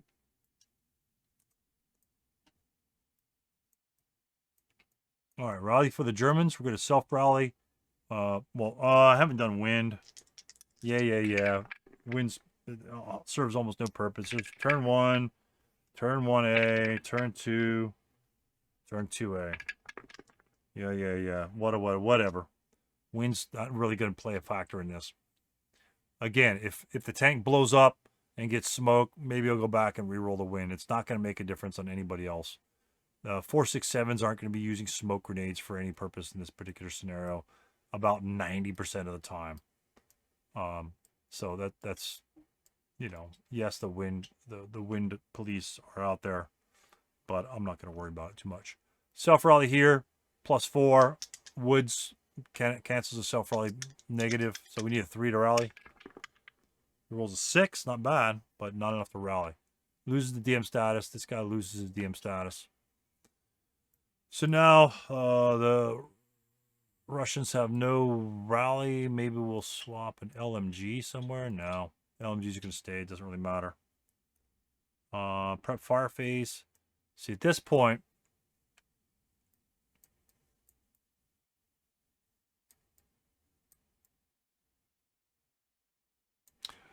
well, first of all, do we need to fire the 4.47? If we fire the 4.47, we break him, get lucky. Pretty much we don't need to reveal our mortar, but he'll be moving. So the question is, do we want to remove... If we reveal our mortar, he can human wave us. If we don't reveal the mortar, he won't be able to human wave us. So he'd have to move again, which means we have an advantage. Because this broken unit is out of line of sight. If he were here, or if he low crawled here, well, he couldn't low crawl here. But we got him out of line of sight. Not that that's too difficult. Actually, moving a unit here would still been out of line of sight. Then we still can't human wave. So that would have been critical, is if we had a line of sight from this general direction, say if we had 2 squads over here, and that was a line of sight, then we'll human wave the broken unit. We don't care. That gives us lots of movement factors. It'll give all of our guys will be through there, and that's just about it. So we will take a shot from this 4.47. Moving, I don't want to give him a 2-2 shot. It's possible that we might get over here, but it doesn't really do anything. So we'll just take our shot. Again, the leader is going to be concealed. Not going to have a problem. This is the first prep fire of the game, by the way. But you also have to click to hold the map. So anyway, he's going to fire here at a 2 even shot. 5, hey, that's good enough for a morale check. Russian unit rolls a 6, luckily, and maintains good order status. So that was actually a huge roll for the Russians. So yeah, leader's still hip. He'll stay hip because we may need to move him very fast over this location later on. If the Russians get over here, then we can move the leader with the squad. That's why I put the leader there. We can get over to E5 within 1 turn when the Russians move all through this area. So that's kind of what we're looking at. So that's it. Again, I don't think I want to prep fire these guys. Next turn when they move, this unit can shoot. We'll have 1 space with residual. He could shoot, have another one, and then we can mortar. So I think that's what we're going to do next turn. The tanks may pounce on us, but that's just what we're going to have to deal with.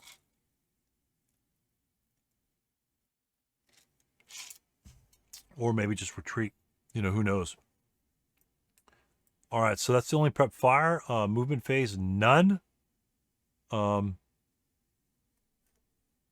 Defensive fire phase. We could spray these, which we probably will. But, you know, considering we want to move around over here, this will be 2+1. Let's go ahead and spray fire. I got to be honest, and this is the reason why we're going to spray over here at low odds versus firing at this unit over here, right? Okay, is this prep fire? Something's active. Here you go. Sorry about that. So the reason why I'm going to take low odds on particularly random locations here, I'll probably pick this one. This is too high because it'll be a 2+3. I'll probably pick this one and this one simply because it's adjacent to both these locations. If I reveal a unit, then we can human wave, not bonsai. Sorry if I said bonsai. Then we could possibly human wave. If I'm not going to human wave this direction because otherwise I would have just chosen that side. We can get to him, but it doesn't really serve a purpose. So the idea is we're going to spray. Spray meaning I'm just going to be half firepower, firing at random units. So we'll choose locations based upon this guy's location because these guys won't be able to participate in the human wave. Because if I add those to a section, it's not going to be enough. I need a stack of 3 to have the stack of 1 be effective, like we covered before in the strategy session. So these guys have to fire at locations that this unit can see. So which includes this one, and this one. So I like this one. I'm going to shoot here normally, and I'm going to make it a 50-50 roll on these guys. Because both of these are, actually, they're less. This one's less viable than that one. And this, again, this one serves no purpose to reveal someone because I can't react to it. So we're going to go 50-50 shot, 1, 2, 3 for the I3. I rolled a 3, and so this guy is going to defensive fire on that location. I'm not going to mark them simply because those are the only 2 shots I have. 2+1, no effect. We're going to fire the other one, 2+1 here. And that is a 7. That will be a no effect. All right, so that's it for defensive fire. Advanced fire, none. Route phase, no DM'd. Advanced phase, I'm going to leave the prep over here. This guy advancing, does it serve a purpose to advance? Actually, he's going to advance here. Let's see here. 1, 2, 3, 4, 5, 6, 7, 8. He's going to advance here so he can get a shot in the open ground. I don't know if those line of sights, it might be. We could check it.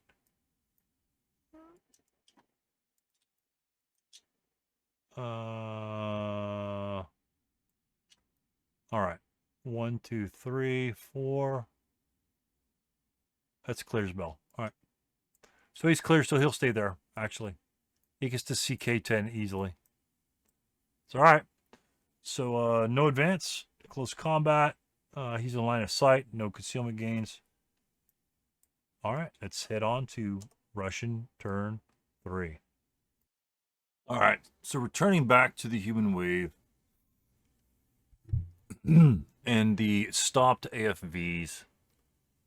In my opinion, it's not necessarily even my opinion. It specifically states that during each impulse, each unit may perform a maximum of 1 movement factor, movement point expenditure.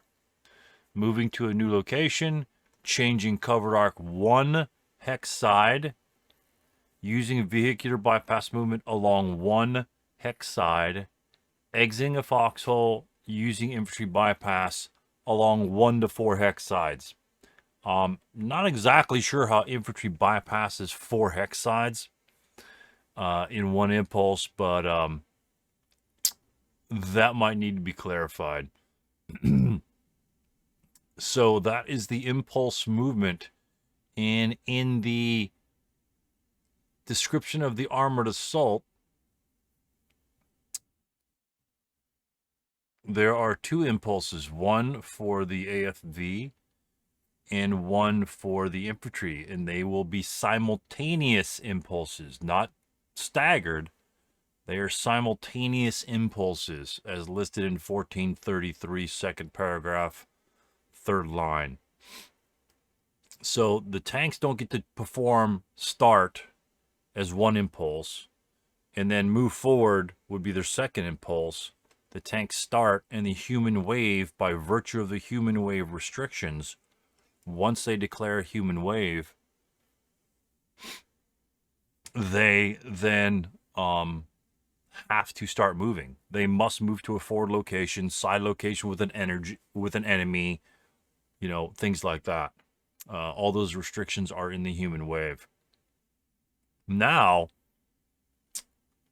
we could look at armored assault and look at more of the detail in terms of when the actual infantry can join the armored assault. I would presume both of them move as a single unit. So if you used impulse movement for the tanks using platoon movement for one or two impulses, let's say the tanks were in the doing whatever, they could start, turn vehicle called Varark, could then the human wave initiate at that point? And I don't think so.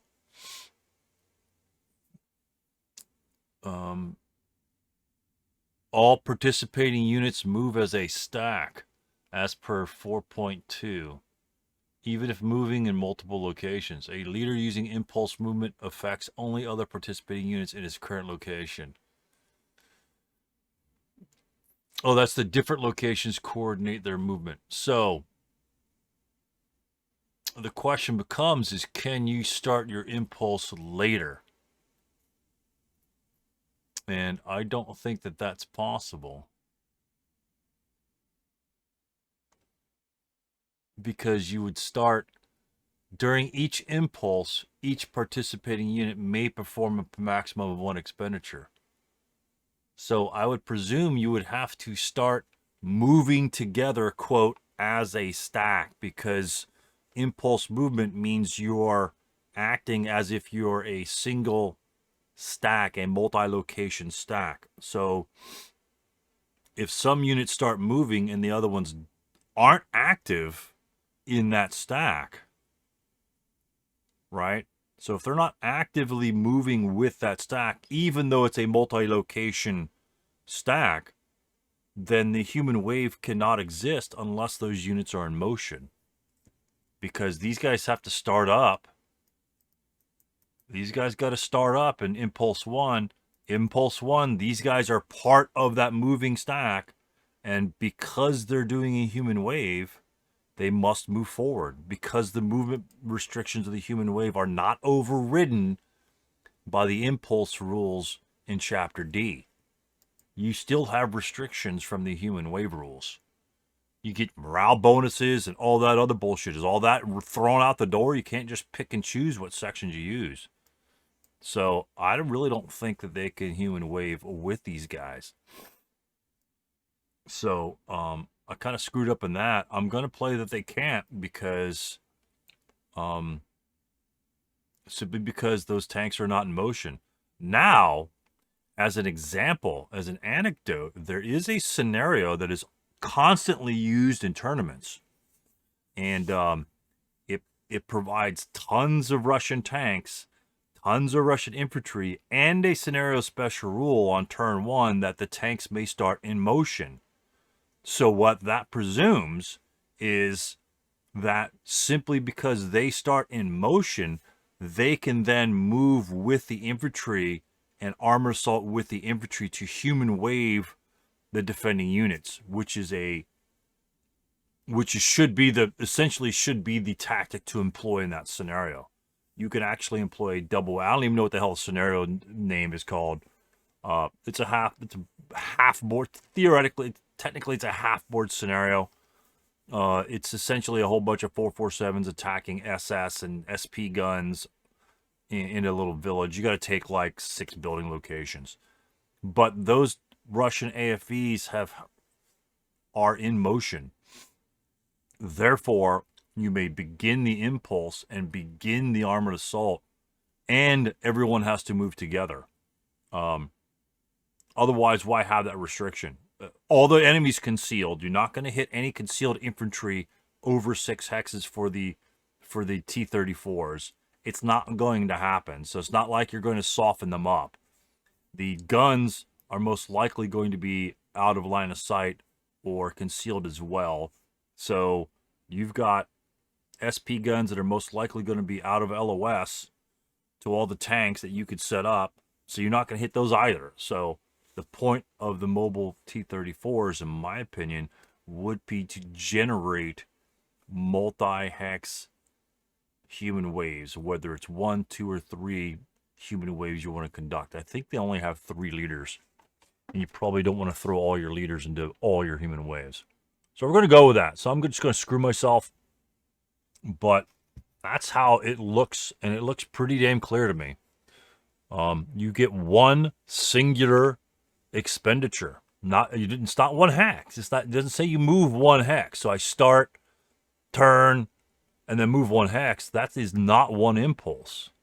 It is just not one impulse. Starting is an impulse. Impulse 1, tanks start. Impulse 2, tanks move.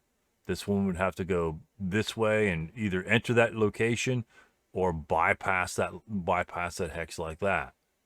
That would be the second impulse. So at that point, the infantry on the first impulse are running already. They're not waiting for the goddamn tanks to get going. So they're 9-1 probably gonna stay behind. So they're running already, right? And then the tanks, second impulse, the tanks move, and then these infantry move. And by that time, because you started with the AFVs in the location, you left them. And if the AFV's in the location with other units, they do not get the benefit. So, again, I think that's just simply what the rule says. If you guys think otherwise, and you could explain it clearly, remember, it is not single hex armored assault. It is not these guys moving armored assault like this, and then the tank can move 3 different directions, because neither of you are using impulse movement, right? And then you can go here, and then you can go here, and then you can go here, and then let's say these guys don't want to move anymore. The tank could still move 2 hexes because those units could possibly move those 2 hexes. Let's get this sumbitch off. So the tank could stop, and then he can continue on 2 hexes. That would be a legal armored assault move because these units could potentially reach that location. Or 8 for that matter, I think CX. I don't know if you actually have to CX them. I got to revisit the rule. But if those units could reach that location normally in a movement factor, then the AFV may continue to go whatever direction he wants to. So let's human wave. Let's pick a hex row. These guys are still hip, remember? So let's get a line out. We may have to choose a physical line. Will that be on the grid? I think that'll be on the grid, won't it? If I do a line like this, make it thicker. I don't want it white. Let's go red. So the human wave line is going to be like this, right? So you could change. You could choose hex rows. You could choose this hex row. Or alternate hex rows. This is an alternate hex row I can choose. I could also choose that alternate hex row.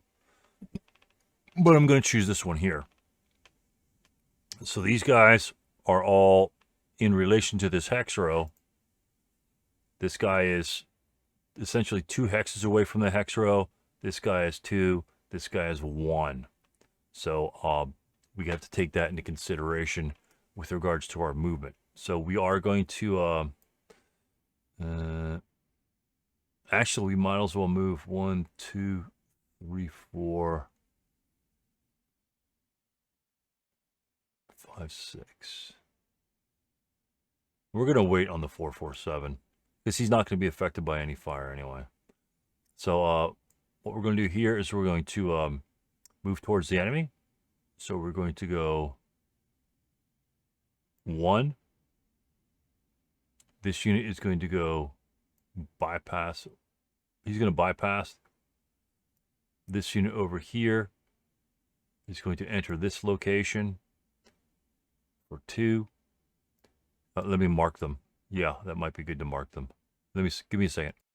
All right, so we marked them all human wave. They all haven't moved yet. This guy needs to move. This guy has not moved. Not part of it. And then he will go, that would be a side location. He can go front. He can't go to the side location. He will have to go here. He doesn't have to. He can go over here on the side. But he's going to go here. These units are going to go. I'm going to stack these guys up real quick. Just right there for now. So that would be the first impulse. And so, although he's expended 1 here, these guys have expended 2. This guy, he could bypass. It doesn't really matter. He might as well go in there because these guys are entering those locations. This guy can bypass this, but again, it doesn't matter. So you might as well enter it since this guy has to go in there. So that's 2. Should we open up with a mortar? That's the question. We have some residual here. He's going to subsequent fire. The mortar might be good for anti-tank defense because they haven't moved yet still. And that's the problem.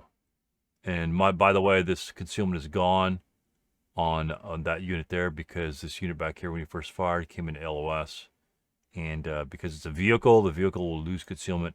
Look at your charts. They don't get to keep it when in line of sight and not in concealment terrain. So that is not in concealment terrain. So we're going to go 2 there. So the only thing that can fire from the Germans is the mortar. We're going to get 1 shot here. They are 8 morale. So we could possibly get 2 shots on them because of the impulse. So we'll go ahead and do that. We'll go ahead and reveal him.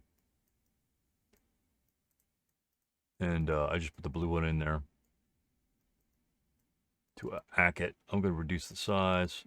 Doesn't need to be that big. The Germans don't have any other things to fire at. So he's going to fire the mortar here. It's going to be a base 7 to hit. The non-assault movement would be a -1. And the TEM won't apply. So that will be essentially an 8 to hit. So let's roll. Let's go. Let me get my big giant dice tower again. All right, 8 to hit. Oh, okay, that's not going to work very well. He rolls a 12 straight out of the gate, and that's going to first fire that unit. That was not part of the game plan, to be honest with you. So that's kind of a boner. So unfortunately, now it gives us two potential targets to chase at. This game might be over pretty quick. The gun's really got to pull it out. Unless these guys can blast these sons of bitches. All right. First impulse is done. No one else can fire. Technically, he could subsequent first fire his infantry firepower, but he's going to wait here, and he's probably going to take final fire as well. So we're going to go 2 here. 2 there.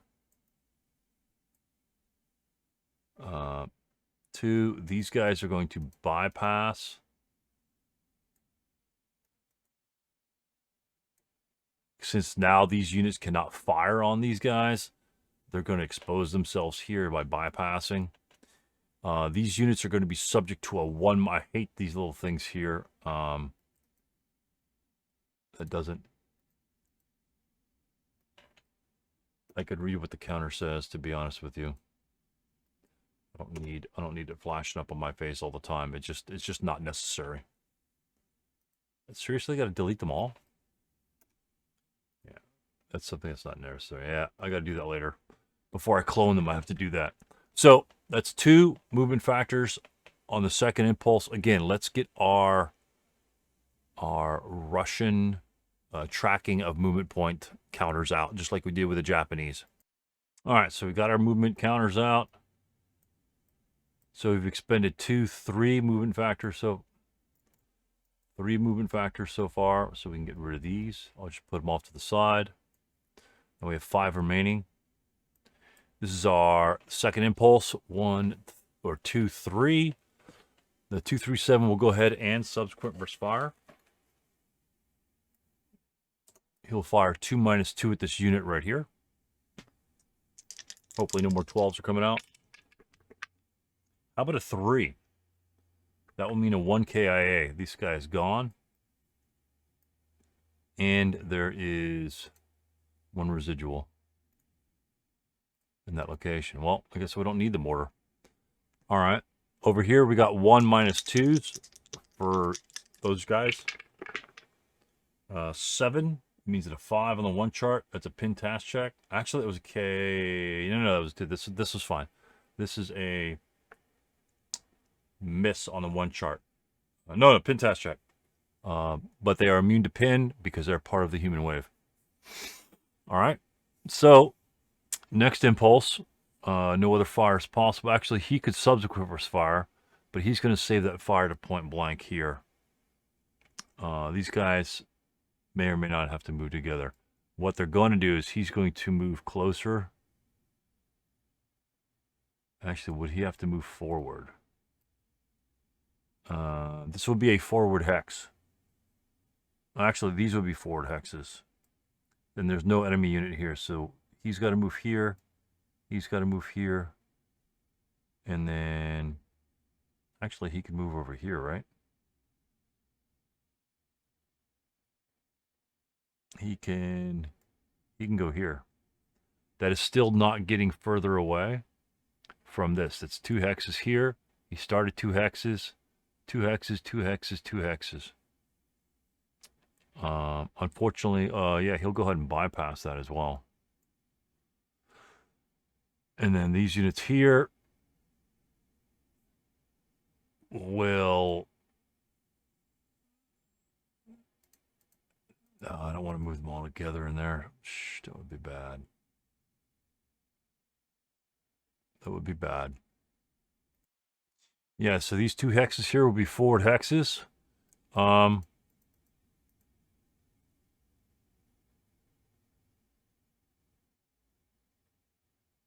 We're gonna move here.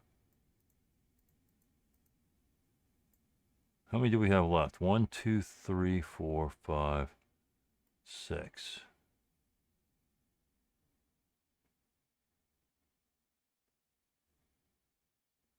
Yeah, that's going to be a lot of residual. That'll be 2 residual right there. We're gonna move here. That will generate a range marker because he moved from this location to that location.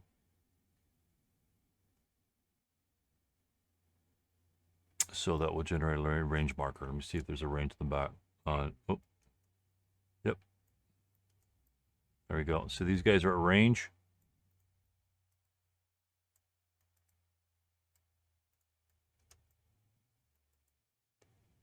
Which means they can't go further away. Again, so this will be 2 hexes here. This is 2 hexes.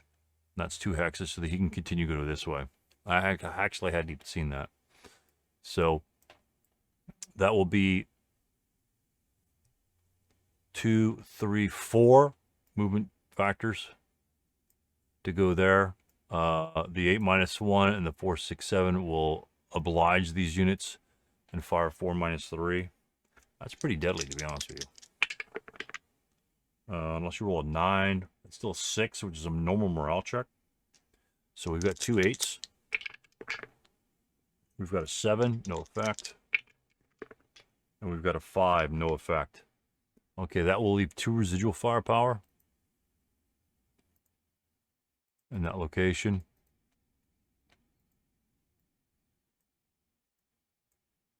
And considering that we only used 1 impulse, that's his only shot that he can take.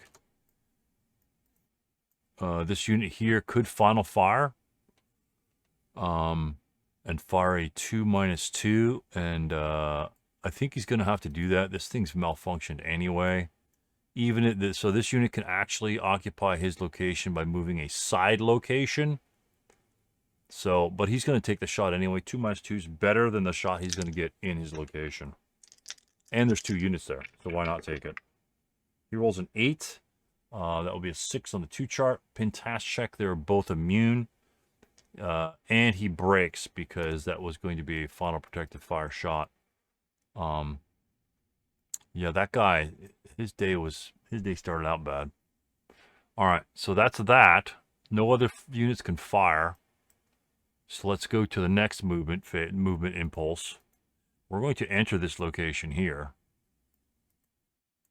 because these guys are going to enter here and here for 2 each. He might as well enter that location as well. There's no grain on this.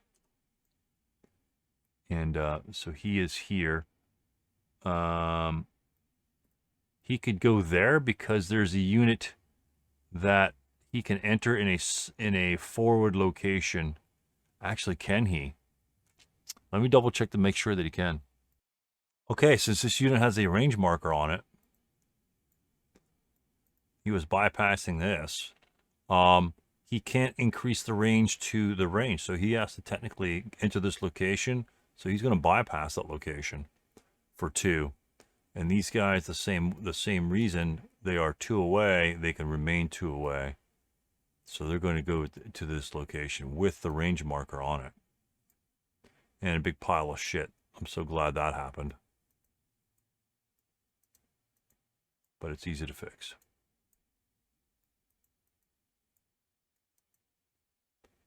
All right. So that would be 2 movement factors to enter here. This guy could go into a side location because the forward hexes are I7 and I8. Side location he may enter.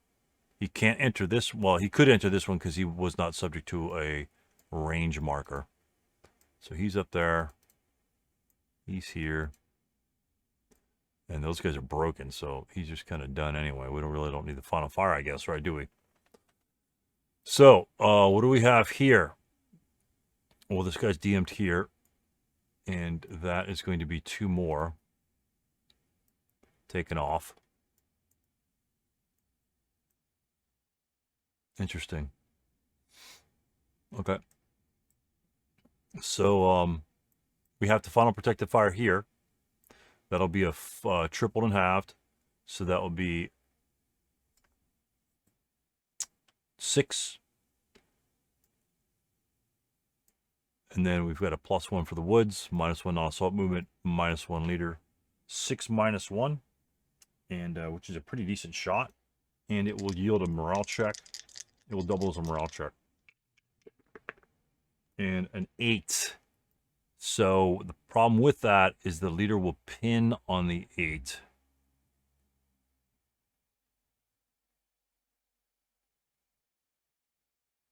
The leader will pin on the 8, and if he pins, this guy will break.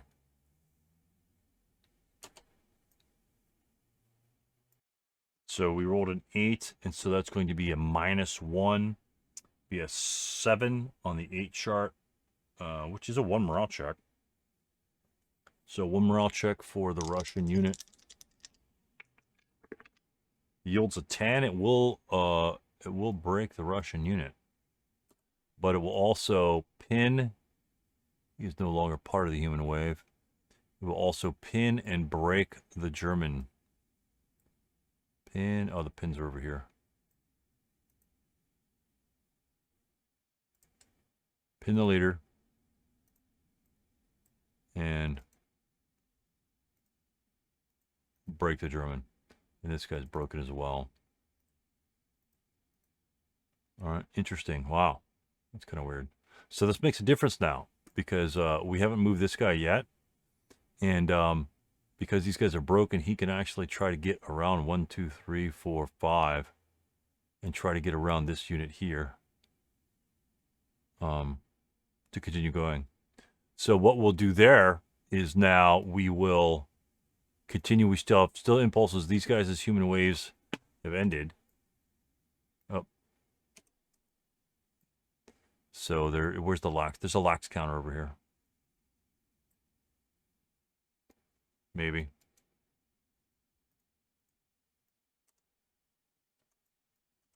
No, there should be a lax counter. Oh, not there. I'll find the lax counter later. There's not going to be any ambush there unless I advance into that location. Well, there won't be any ambush because this guy's going to try and rout away. He may not be able. Jesus, he may not be able to do that. So we have 2 more movement factors here remaining. We are going to move this unit here.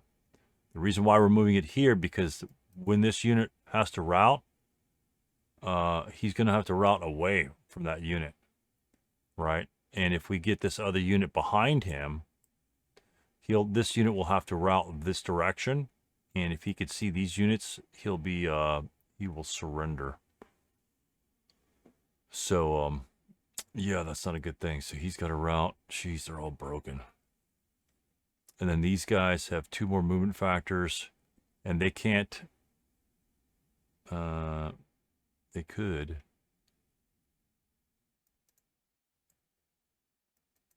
They can't enter this location, and this one is going to can't enter and bypass. That'll be 4 movement factors, so he can't do that. So that would be it. Now we got what? 1 guy broken, 1 guy eliminated, and 2 guys that just kind of ran down the road. To be honest with you, this could have been better over here, but yeah, I chose to go this way, and it kind of sent those guys on a different path. So yeah. So the next movement we can do is the problem is if we move this unit over here, it will expose this unit to fire, subsequent fire from him. And if he breaks there, that means we have to route this general direction. 1, 2, 3, 4, 5. 1, 2, 3. Well, you could ignore these. 1, 2, 3, 4, 5. We'd have to route back this way. It might be worth it to get rid of that unit, because we don't want to run through all the residual, do we? Do we now? And do we want to rally this unit? That's the question. We could just move a tank up there, but do we want to? Do we want to take that chance to expose the tank on a flank? I think we could just drive them adjacent and blast them.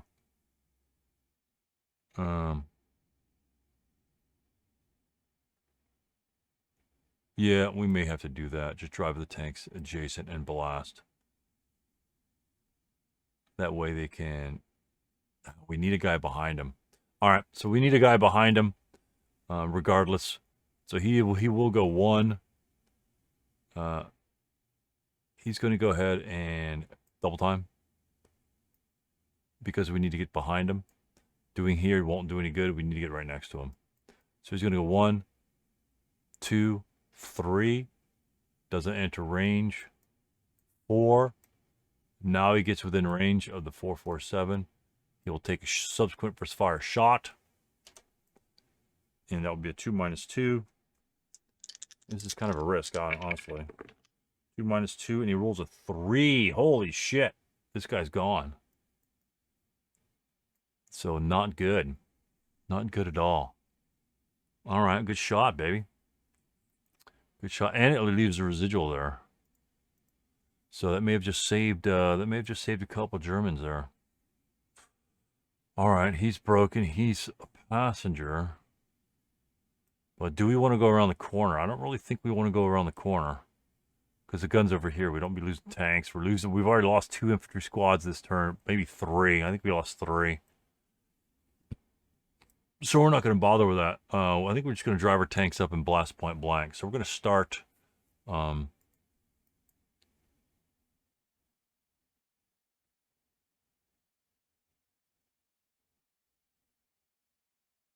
going to start all the tanks. 1, 2, 3. And guess what? Now we're going to armored assault with the tanks of the 9-1 leader. Okay? Now we're going to armor assault the tank with the 9-1 leader. Therefore, he can move when he pleases when the tanks are moving during their impulses. So the starting impulse for mechanical reliability rolls a 6, the best yet that we've had. And then these units will go here. This unit will turn for 1, 2, 3. This unit will go 3. And this unit will armored assault with this tank here. So the tanks expend 3 movement points. The infantry expends 1. Okay. Next impulse, we'll go 4, 5, 6. So that's, well, hold on. Let me go get the movement point marker. All right, found it. Let's go with 6. He's expended 6 movement points so far. Or 1, 3, yeah, 4, 5, 6, 7. Because we had to start. 7 movement points. We do get attacked. We are in the armored assault, so we're non-assault moving, but the +1 for the tank cancels out, so that's a 0, so it's going to be a 1 even shot. It's an 8, that will be no effect. So that's a 7 movement points. And then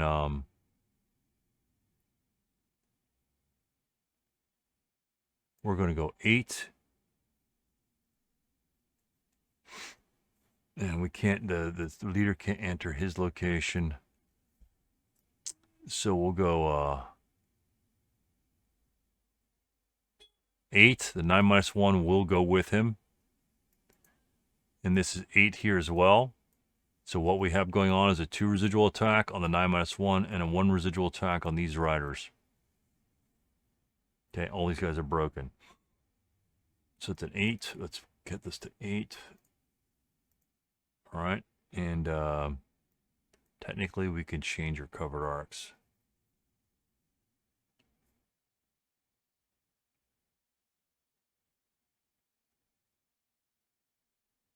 I'm not sure how much space is there. I think I could bypass this hex side. It's close on this one. This one looks, that one also looks, I don't know what the hell that is. That would have to be close. I might have to check that on the Vassal or the original. What I'll probably do is I'll probably get the original board, which is board 2, and I'll see what the distance is on that. That might be tight. It might not even be bypassable, to be honest with you. Oh, that's I3. That's the I thought that was a tree. Yeah, this is definitely clear on this side. All right. So 8, we got a 2 even on the 9-1. Let's resolve that first. 2 even, I rolled a 7, which it just misses. And we've got a 1 even on the 4-4-7 rider. Rolls a 9, no effect. So that's 8 movement points.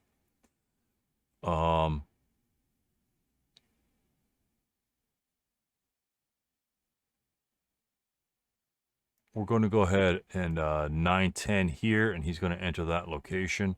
The tank is in this location on this side. His turret will change upon that 10 movement point expenditure.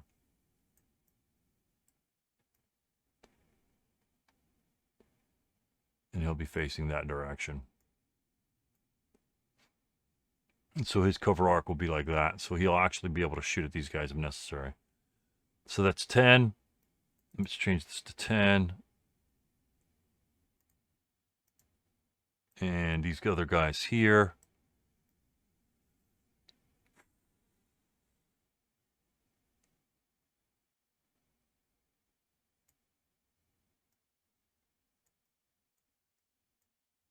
I think we could bypass this.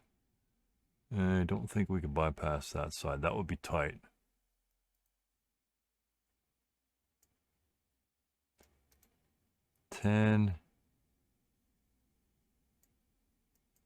He'll change his covered arc as well.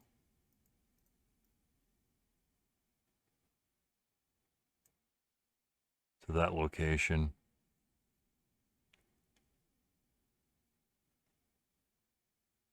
And he'll just stay right here. He'll keep the squad on him. I don't think I could bypass that location. That looks a little tight right in here. So I'm really hesitant on checking that, because if I miss it, he'll stop right here. Plus, this one's tight on that side. I don't think that's bypassable. So we're just gonna chill at 10, and then we're going to stop for 11. Okay, and then we're going to head and fire on these units. The 4-4-7 will fire first. He's going to be quartered. As a rider, as a moving rider, he will be quartered, but doubled for halved. So that is going to be 2 plus 1. Quarter be 1, right? Let me double check the multiplier charts. You don't usually have riders that often.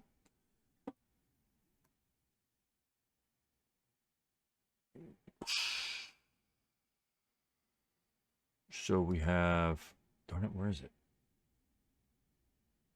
Where is, oh, they don't have it on that chart. Interesting. All right. They don't have it on that particular chart, so let's look at the chart we have here.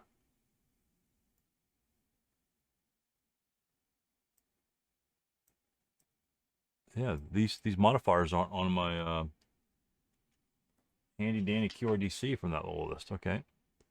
So we have, nope, over point blank fire, double. Technically, it would be 8, right? Or bounding fire. Actually, it would be mounted fire, half, so it's 4. And then we are like riders, which makes it another half. It should be on here. I think it might be considered motion bounding fire. It's another half. So we're quartered, but doubled. So we have 1 multiplier. No. We're half multiplier. So it's 2. Yep. I'm going to go with 2. Let me know if I'm wrong. Could be wrong.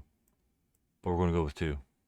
Oh, we got a half squad back there. We're going to have to come up. I don't know if that's going to be good enough. So squad will fire. It's mounted fire. 5 on the 2. Normal morale check. Wow. We could probably kill him. 7. Yeah, this guy's gone just by virtue of that stupid shot. It saves, again, that saves us from malfunctioning these machine guns. Now we might as well fire these machine guns at these guys here. Since we're stopped, those are going to be halved. So we're just going to fire coaxial machine guns, 2 plus 1. Oops. Oh, shoot, there's a 1 there, too. Oh, wait, the, Russian sniper. The Germans rolled a couple 3s, but the Russian sniper's a 2. 2 plus 1 rolls a 5, makes it a 6. Pin task check, leader's already pinned. We'll fire this tank here. It's going to fire full machine gun, 6 plus 1. Oh, shit, snake eyes on that. It's going to be a K2. It's, wow. All right, let's see which one gets it. Blue's leader. Blue is a 2. Squad is a 2.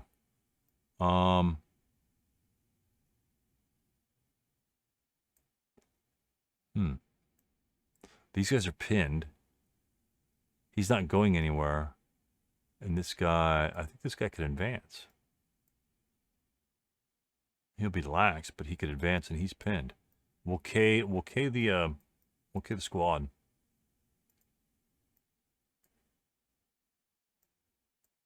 And then we have these machine guns here. Only the coax can fire, and it will be a +1 since it's his first shot at that odd angle in a bypass TCA. So that will be a 4 plus 2 on those units. 7's not going to cut it. All right, all the tanks have bounding fired, and they're just going to stop where they are. Yeah, we don't need to get really cluttered in there. And is that it for movement? That's it for the Russian movement.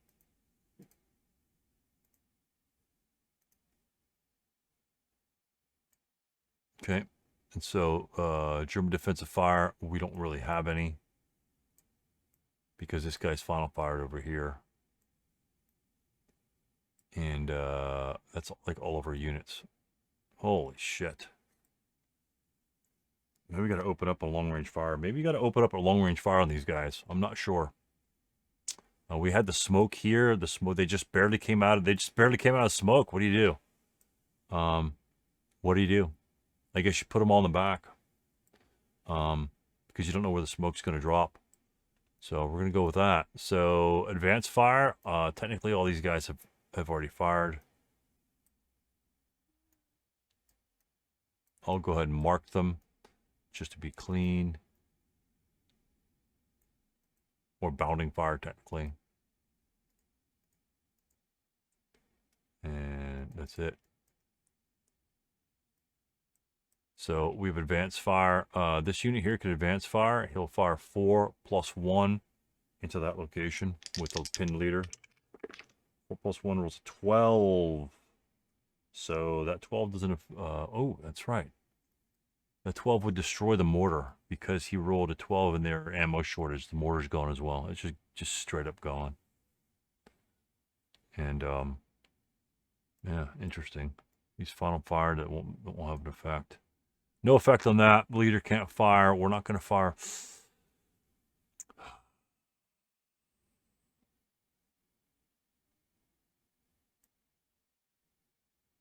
No, we're done. We're done firing. He's pinned. He could fire a 1. We're going to fire 1+1 on the full squad broken unit over here from the pin unit. 1+1. He cowers on a 4. What is a German sniper? Way the hell over here. Where the hell is it? Oh. Did it pick it up? Oh, here it is. It's a 3. I haven't rolled a 3 yet for the Russians. Just 4s. All right, these guys are going to fire point blank. They're going to fire 8. Leadership direction, 8+1, so we don't cower. Roll 7, it's an 8. Morale check. 7, he rolls an 8. He is CR'd. Good lord. Yeah, I'm presume that you want to start, no, I don't want to flip him. I want to change the state. I presume you want to fire at these guys at early opportunity, and you don't want to go where the smoke is. So he could place his smoke here, any number of spots, but I think you really want to take your... I didn't have any -2 shots on him. I really don't think so. I took some right here, but there's nothing left of the Germans. There's nothing left of the Germans. All right. So, that's it for advanced fire. Sorry, I marked that. Route phase. We're just gonna put these over here. These over here. Route phase. This guy can go back here if he wants to. If he goes here, then he has to go back here. So he's just gonna be stuck there anyway. So he has to go 2 at that location because he can't go anywhere else. Wow. All right, this unit over here. Oh, I'm sorry, the Russians have to move first here. So we're going to go 2 here and then 6 to this location. Or 2. Yeah, just 2, 6. Actually, he can move as well. We'll go 2, 4. This unit can route here for 2. He could ignore this, though, because he could see this unit and he can continue routing. So at that point, 1, 2, 3, 4, 5, or 2, 3, 4, 5, 6, 7. That's out of movement point. So he could route the whole way out. He might get 2, 3, 4, 5, 6. Yeah, he could route out of this predicament, and in that case, I think the leader will voluntarily break as well, because they could route away. I don't want that. I don't want that. I want these over here. So this unit can go. He can ignore this location because it's 2 hexes away from this unit, but we can't go here because it's adjacent to an enemy unit. So we're going to go 2, and then our nearest location is nothing. 3, 4, 5, 6, 7. So he's just going to route as far away as possible. 2. We may have to take interdiction though. Yeah, we're gonna take interdiction.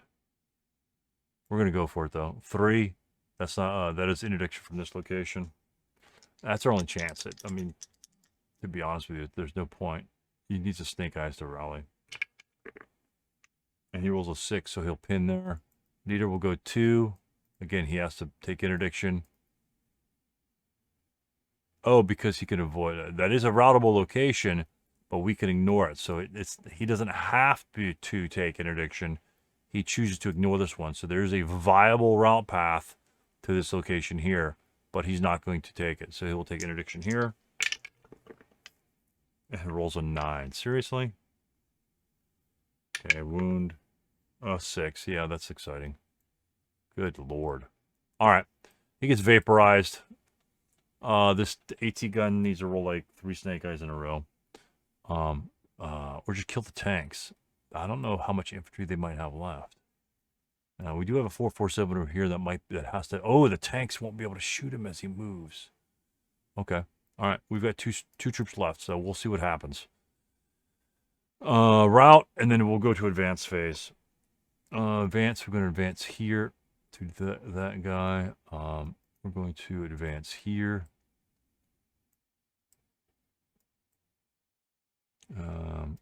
This guy's pinned.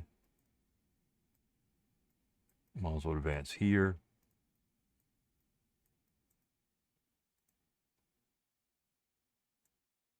We can take these off.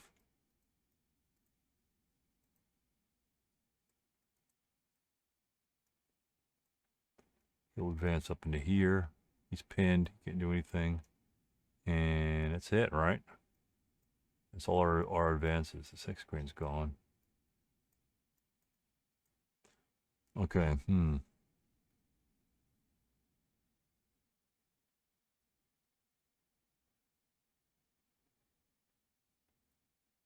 Huh. Well, the tanks, if we expose the AT gun now to fire on these guys, the tanks will have to essentially get a movement phase to get over here. Or go through. That's going to make it tight on the Russians. So, yeah, this game isn't over yet. This game is not over yet. We still have our half squad coming from the back. And he can screw this guy over a little bit. Can he get there? 1, 2, 3, 4, 5, 6. He can't quite get there. He can get closer, though. He may be a turn too late. We'll have to take a chance with the 8-0. So, close combat, concealment gains. There are no good order units that are in LOS to any of these guys. All of those guys will gain concealment. I'm just going to put a big one there. He'll gain 1. And he'll gain 1. Actually, if we just expose ourselves now, just drop our hip, it will disallow these units to gain concealment. I think this guy's got line of sight. That'll be close, but that'll give us an opportunity. Actually, it won't even matter because we won't be able to hit him if we swing our gun that direction. That'll be a +6, and he's going to be at least +1. So if anything, it'd be a 7 point blank. We need snake eyes to hit him anyway. So it doesn't really matter. Our shots are going to be for defensive fire only. But I think we have to turn that direction anyway.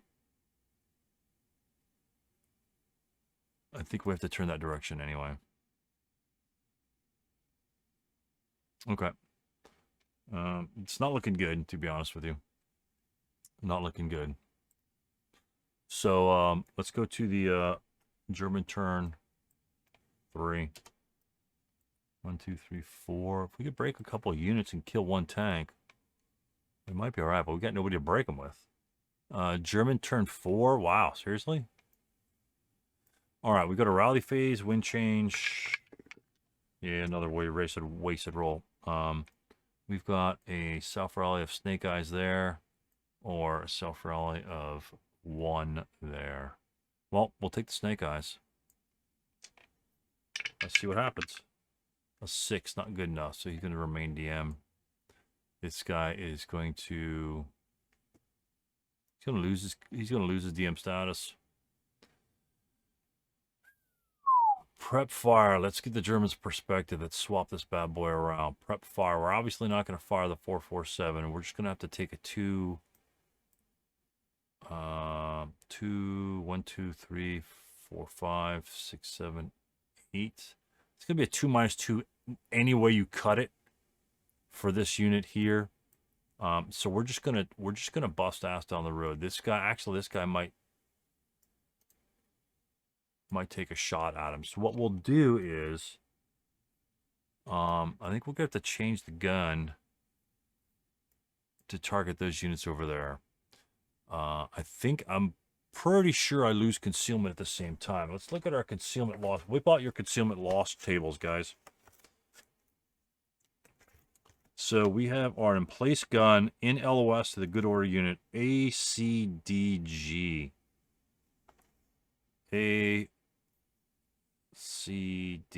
what's G? If it range 0. That's a 6. CD. He's not moving. Or changes covered arc. Yeah, changes covered arc. So I think he's going to lose concealment too. Concealment hip is lost, so he's going to lose both. We're going to have to take that, unfortunately, I think. We're going to do this. So he's going to lose his hip status. Again, it may not be the best idea, but considering the infantry in a position to move forward and occupy our location, actually, we can ignore that, huh?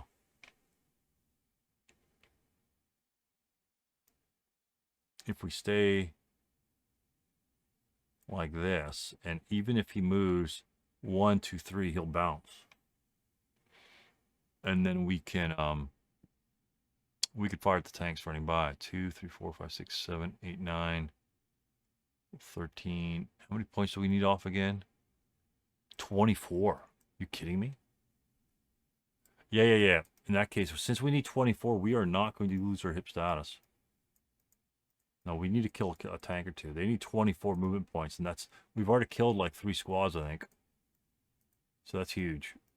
Or there's 3 squads off the board for some reason. So we're going to bust ass over here. There will be no prep fire. The rally for the Russians, there's one right here. That's the only rally that we have. That's going to be that was DM4. So it makes a 3, 4, 5. He rolls a 4. Wow. Okay, when the dice are going your way, the dice are going your way. Son of a bitch. All right, the pin is gone as well. All right, whatever. All right, we're going to have to move this unit over here. No prep fire. Movement phase.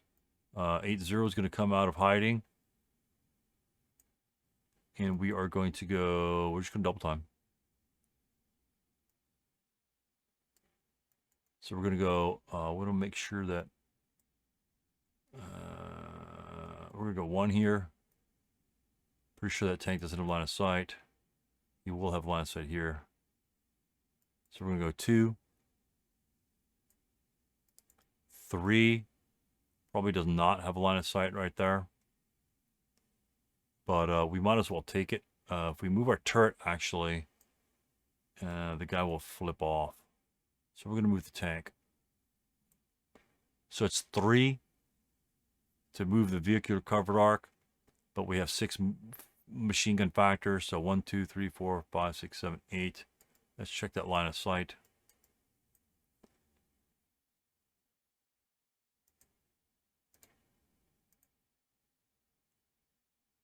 Give me a... Nope, not done with the line.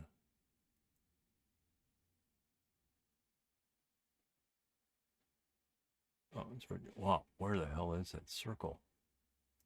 Not much of a center dot over there, is there?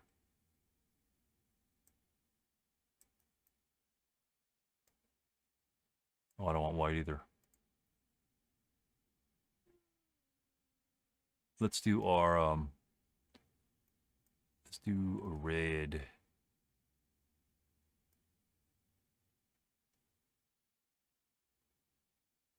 I'm going to presume it's about right there. That's about centered. It's got plenty of clearance, even if it's a little lower. So we're going to call that clear. So that is going to be 6 plus 3 for the turret change. Minus 2 in the open.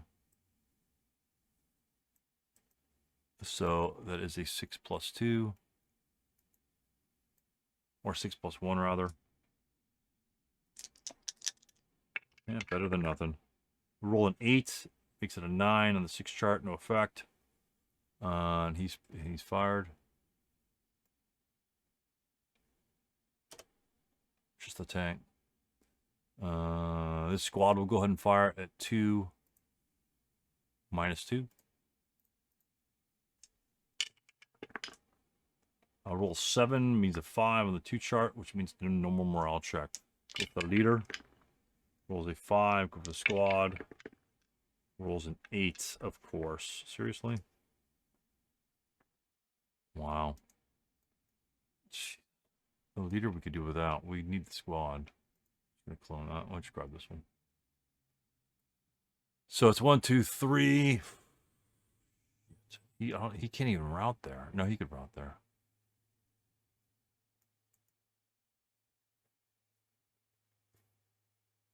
We're just gonna go 4, 5. We can route in that general direction. 1, 2, 3, 4, 5, 6. This is like 7 hexes of the same distance. So we can route there. Well, that sucks. Well, that's it for the,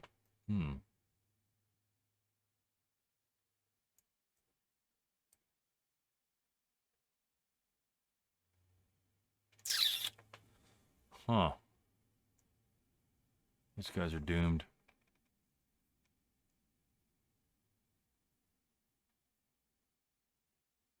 We need to kill a tank. The tanks can wait. Even if he moves here, the tanks can wait. So we need to destroy infantry. The tanks are 7, 7. Like 8, right? 5. 21. We need 24. I still think we need infantry. God, but he's got so many of them. All right, let's move this guy in the back. So he's going to come out of hip status.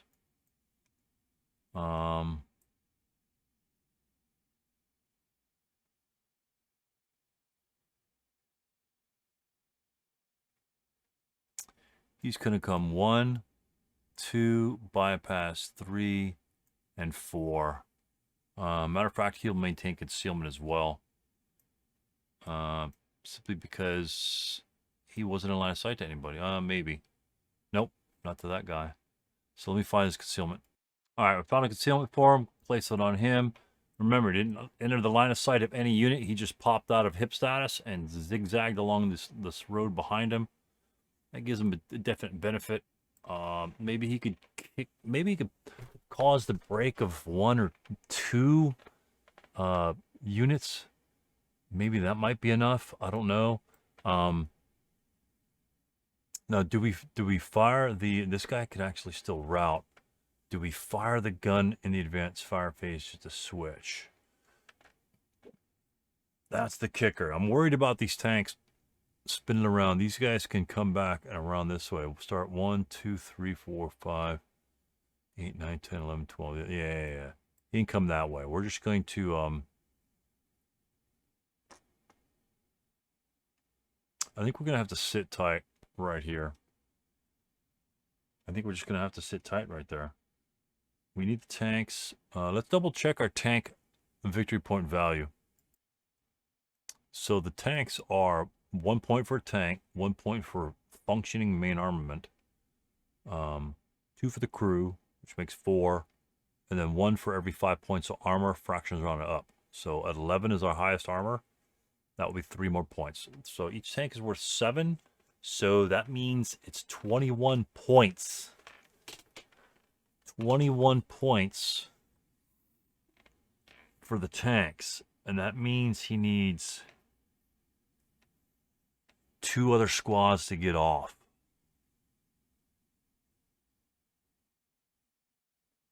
If we change covered arc, he'd have to come at us. He does have a lot of units over here. He's 2, 3, 4, 5. We're gonna have to get some rate of fires on that gun, unfortunately. I was hoping to stop at the tanks right here in the middle. If that's 14, 15, 16, 17, 18, 19, 20.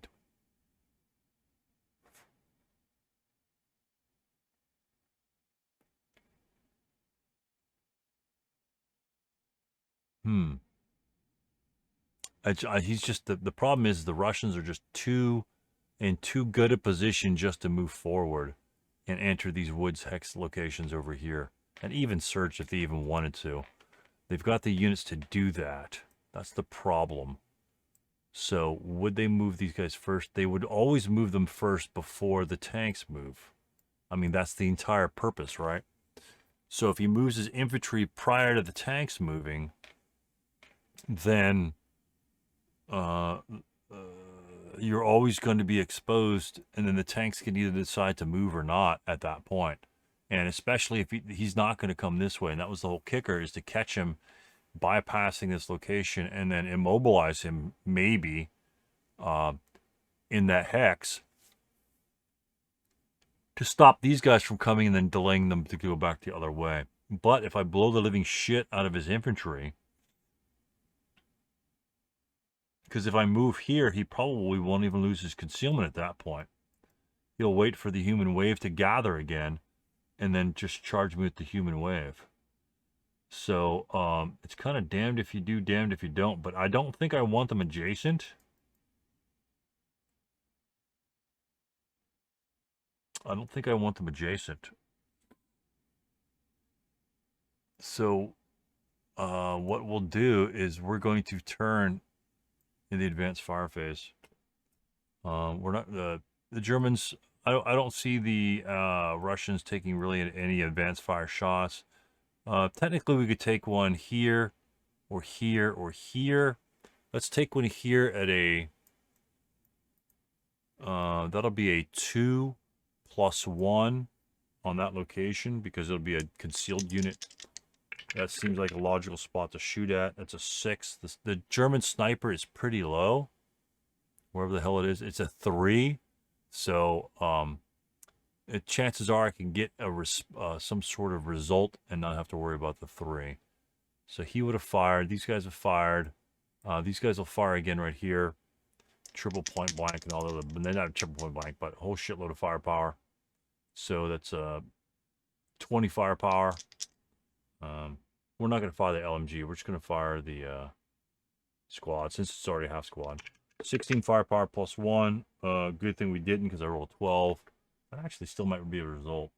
No, that's a miss on the 16 column. Damn. And so those guys have fired. This guy might as well fire back at the same unit. Yeah, and he's not in line of sight to any good order units. So he's going to fire 6 firepower back over here. 6 up 1. Rolls a 7. 8 on the 6 is no effect. Task check. He's going to surrender anyway. He's fired. Tanks are not going to fire. That's it for defensive fire. Advanced fire. When the main gun turns. Technically, he could have turned to the prep fire. I'm just going to deal with this. I'm just going to turn the advanced fire here. And then he might as well. He can't get acquisition here.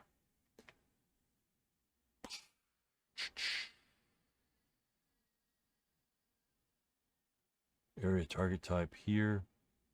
It's never going to hit it. So we're not going to worry about firing. We don't want to malfunction the gun. I think the breakdown is 11 anyway. So we're good to go. Route phase. These guys can go here. These guys are within normal. Oh, that guy's not known. This guy is known here. That has LOS there. So he obtains a DM status marker, and he has to route. 1, 2, 3, 4. 1, 2, 3, 4. We're going to try to F3. He's 4. We're going to go this way. And there's no interdiction there because he's out of line of sight. That guy is out of line of sight. 1. Can we make it without being interdicted? That's close. 2 is being interdicted. This guy over here. That's going to be in line of sight as well. If we're going to be pinned, we might as well be pinned closer to ourselves. So that's a line of sight to this unit. But it's out of range. 1, 2, 3, 4. So he's good to go. Holy shit. Look at that. You don't move here because he can interdict you. You move here, nobody can see you. Then you move here. Now he's out of range. this person would have to drop his concealment. He might as well, since he's going to move. And so that will cause an interdiction there. He might as well. So he does need a 6. That's interesting. And he rolls a 5. Hell yeah. Screw you, Russians. So it's a 5. He makes it, and then he makes it to this location. So it's 1, 2, 3, 4. Damn, we can go 5, 6, can't we? Yeah, we're going 5, 6. Screw this. We're going to rally both those sons of bitches. Make this see. But the thing is, this unit comes over this way. Our gun just moved now. Now the tank can just go kill those guys. Oh well. All right, that's what you got to do. I just need some rallies over there.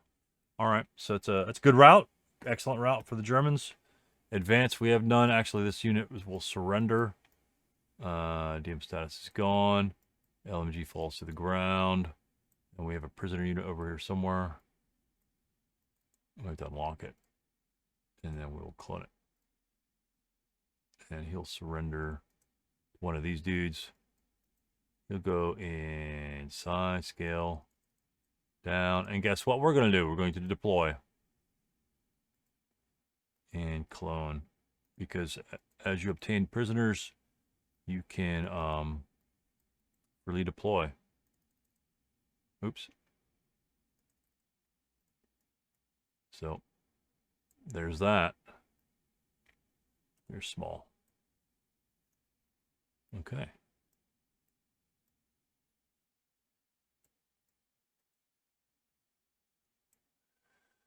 So we may give him to this guy too as well. But we know where the gun is. 2, 4, 5, 6. I would give us 6 guys. We're not going to be quite able to go for that. So yeah, this guy's off the board. All right. So first fire's gone. Concealment gains, we have none. And that's it for close combat. All right, rally phase. Russian 4.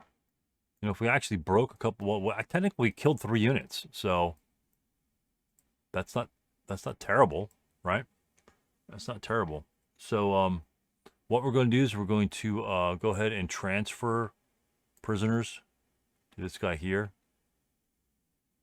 And then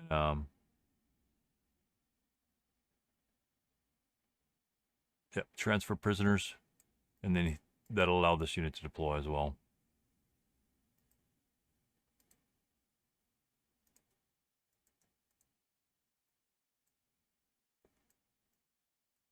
There's that. So we have 4 units, and then that's it. We have a self-rally back here. So that guy needs a 5. It's doable, and 3 will do it.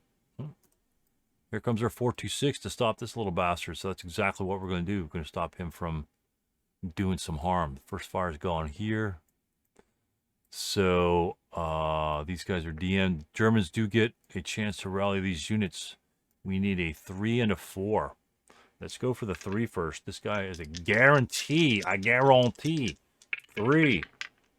7, and then the 4 for the full squad, which you shouldn't have broken in the first place. 11. You're having a bad day. That kind of sucks. That kind of sucks, I have to admit. The 447 was supposed to be able to get to E5, not take a bullshit shot and roll a crappy roll. Anyway, so what do we do with the AT gun as the Russians? Do we shoot it at 6+2? Probably not going to have an effect. Do we set up for the human wave? These guys are broken. We can keep them DM. We can just simply set up for the human wave kind of behind it. Just schedule everyone behind it. I don't think there's line of sight from here to there. That might be close. But I think we could just simply set up for the human wave. We take one in the quiche right here, and then we go for it after that. I think that's the option. This guy can technically just sprint the hell over there. 1, 2, 3, 4, 5, 6. He's going to have to bypass. So I think we're just going to set up for the human wave. Just so his rate of fire he could only fire so many times. But if we just set one unit at a time, he could just continue to fire. So we've got the units and we've got the patience. I think we're going to unload this guy. 3 movement phases. God, I don't think he can actually move off. 1, 2. We're going to have to move him forward. I got to be honest with you. If we sit here, we burn turn 4. That means we have 5, 6, and 7. 5 goes here. 6 goes here. 7 might be off the board. All right, let's just kind of play it by ear, kind of. The tanks can get off. At least this squad can get off. Yeah, we're just going to hold the squad on the tank, and we're going to ride him over here. I don't think we'll take that shot, though. So he's got to pass his, but he's got to do his platoon movement, though. Well, both of these guys move, and he takes the individual shot. We'll just move the singular tank. 1, 2, 3, 4, advance. But this 1, 2, 3, 4, advance. We could DM them that way. But we can cause their full surrender on the back side. So that's what we're going to do. We're going to get rid of all the Germans. Get rid of all the Germans, and I'll decide what I'm going to do with these guys over here first. So the Germans the German AT gun may decide to destroy things over here. We may not have to worry about it. There's still 4 half squads. Very problematic for those units over there. So, of course, with the exalted wind change dice roll, who really gives a shit, rolls a 5, nothing happens. I guess we could get rid of this right here. Sorry. Oh.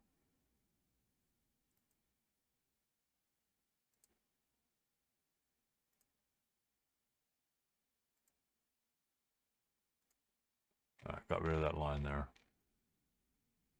All right, so first things first, let's just go ahead and move the 426 up in the 236 phase. We're not going to prep fire. We're just going to strictly move. He's going to bypass for 1, bypass for 2, and go here for 3. Not possibly shot at, so he's moved. This tank here is going to attempt to split from the platoon. We need an 8. We roll an 8. Okay, so he's good. So he starts for 1 for mechanical reliability. He rolls a 10, which is good. Start for 1, 2. We might as well take that shot. We're not going to get another shot. So it's going to be a 1 even on the rider. 7. No residual left over. I'm going to first fire this unit here. 1, 2. Oops. 3, 4. We're going to increase range. We don't want to get within 6 range. 5, 6. That's probably going to be, that'll be in LOS.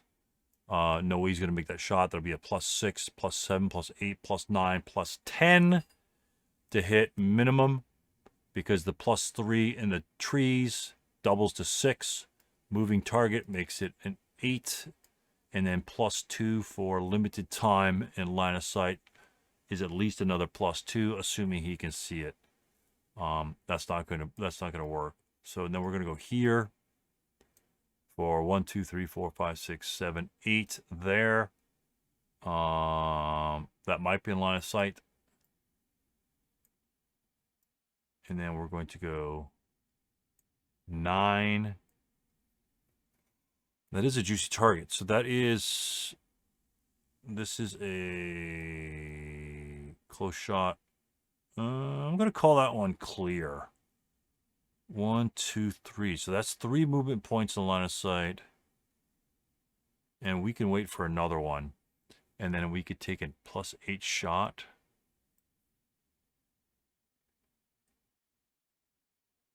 If we do, I just think we lose. Because then the Russians just charge us. 2, 3, 4, 5, 6. Yeah. We can't shoot. We just simply can't shoot at him. 1, 2, 6, 8, 9, 10, 11, 12. 13. Actually 12. 13. Stop 14. And then we'll go ahead and spin our turret, which will cause those units to bail out.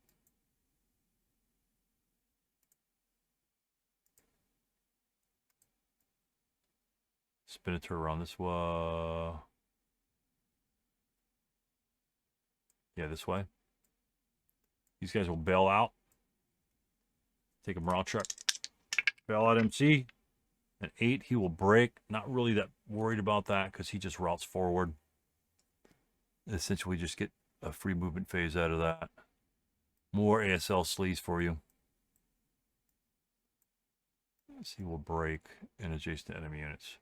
But we're adjacent to this guy, so we'll be able to blast those guys. Oh, actually, that guy's still alive, huh? Ah, that might pose a problem. Not really. These guys are DM'd. Then we move this unit over here. We'll go ahead and double time.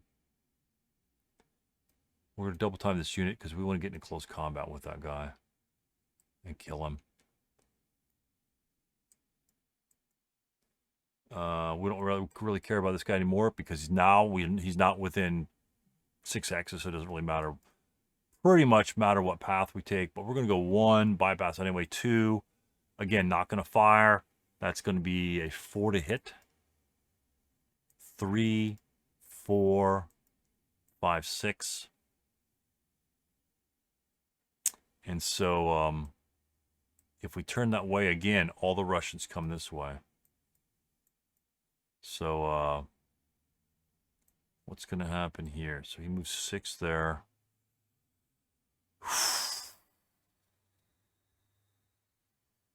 If we assault move, he's just going to crit and kill us. So we're just going to set up for the next human wave. So we're going to go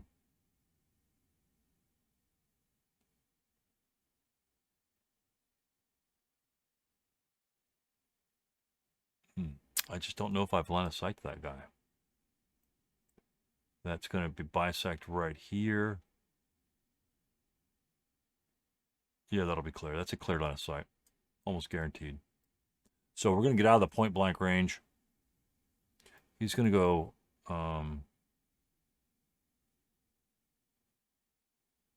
4. This guy is going to go 9 minus 1. We'll go with him as well. He's not concealed. This unit will go assault move here. He's moving back. He is not. I could always fire him later. He's not a problem. These infantry units will move 4 into the. Actually, the prisoner will move 4 into that location.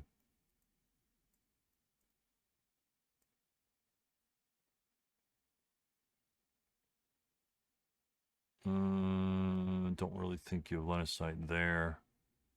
No. So we're going to go assault move and assault move.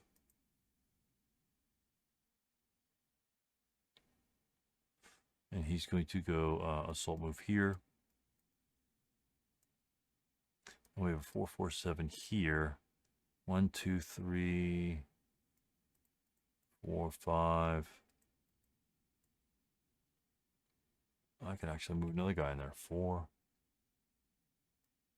Yep, we're going to move another guy in there. All right, that's it. Tanks, these tanks, where are they going to move? Platoon movement backing up. Driving through there. To start 1, 2, 3, 4, 5, 6, 7. 8, 9, 10, 11, 12, 13, 14, 15, 16. Take us 3 movement phases to get off. Yeah, we could drive them off in 3 movement phases. That's not a problem. It might be interesting, huh? Do we move them over here, though? Just for the hell of it. Just so we don't have to bypass that. Yeah, let's make it interesting. We're going to move over there. So we're going to start the platoon movement here. We're just gonna park them over here. We know where the gun is now. Park them over here. Let the infantry do their job. We're not gonna force any bullshit to happen. Start. Hopefully, we won't blow shit. All right. I'm gonna pause and check out a rule. See what happens when you roll 12. I think it's just a stall. All right. We're looking at whip out your rule books, electronic, digital, photocopied, whatever you have. D2.51 mechanical reliability. Each time an AFV having a red movement point allotment expends an MP to start or makes a successful motion attempt, that's a good one, you make a dice roll. The owner, doesn't really matter. If a 12 is rolled, the AFV, oh, fuck, is suffered a mechanical breakdown and is immobilized. If the owning player forgets to make this dice roll, the opposing player can therefore call for it to be made at any time. Wow. Okay. So that one is immobilized. Now, when you go mechanical reliability for platoon movement, you've got to check another rule. So let's go to platoon movement. Radialist AFV. Mechanics of movement. Okay, if greater than or equal to 1 AFV in the same platoon is subject to BOG, mechanical reliability stall dice roll. Only one dice roll per condition is made for the platoon at the end of the impulse, before any attacks. If BOG immobilization occurs, a random selection is then used, but only among the AFV that would have normally been BOG immobilized. If stall occurs, all AFV immediately consider stopped. Make one delay. This, Jesus Christ. So that means they both can explode. So, because they're both subject to mechanical reliability. No Yahtzee. No Yahtzee, bitch. Come on. Oh, shit! Fuck. Double fours. They are immobilized. Unless one of them, they are both immobilized. Unless I'm missing something here, gentlemen. Random selection is then used, but only among the AFV that would normally have been bogged or immobilized. If the stall occurs, all in... Holy shit. Okay, random selection. Let's just double check to see if random selection has some sort of exception. It does not state any exceptions in the mechanics of movement. Now, if of course, one of them was in motion, it's not really going to happen in this case.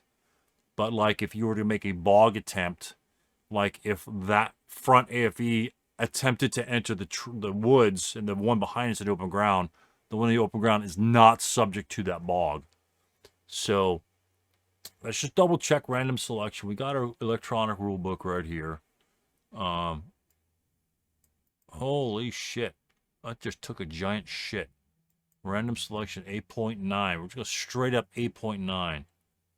A die roll is made for each such unlucky bastard therein. The unit with the highest die roll is affected. If there's a tie, all applicants are affected equally. I just screwed the pooch, people. Screwed the pooch. That's Mog. Where's my immobilization roll? Holy shit. Seriously? No, let me go get it. All right, we're just going to use reverse motion and blot the movement points off. Oh my God. I honestly thought, and this is why you got to review your stupid ass rules. I honestly thought that only one of them would be, but they're both subject to it, which I should know better. So we're just going to cover the movement points rather. Holy shit.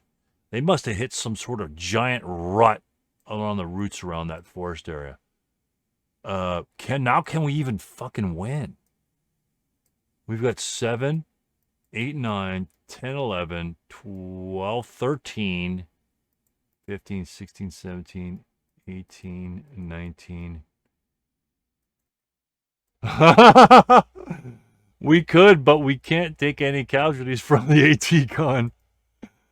All right, so be it. Now the AT gun's just gonna unload, you sons of bitches. Actually, the AT gun's only got 5 AP shots or HE shots.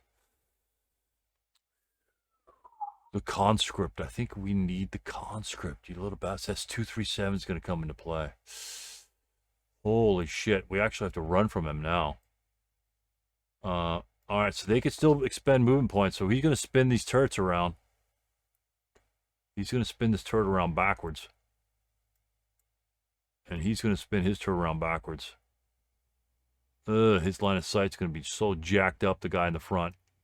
Just in case his 237 wants to come this way, we've at least got machine guns and main gun firing on him. This guy has to draw his line of sight from here, so he really has extremely limited movements. And yeah, I hear you guys laughing. See, Stu, I knew you should never stop. Always keep in motion. Bullshit, that's a 12, 1 in 36 chance. I'll take it. Honestly, I'll just take it.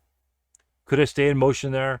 Yeah, but I mean, in this case, I'd have to stop and start to back up anyway if I didn't want to go this direction because the AT gun's there. So it's kind of pointless. The argument's kind of moot. But you just do run that risk. I'm willing to take that risk. And I mean, you got to, first of all, you got to roll 12, and then you got to roll a 1 in 6 chance of both your guys getting selected. So that's like 1 in 200. So 6 times 36 is what? 180, 196. 1 in 196. I think I'll take that chance. I think I'll take that chance. It's really not that much of a chance, is it?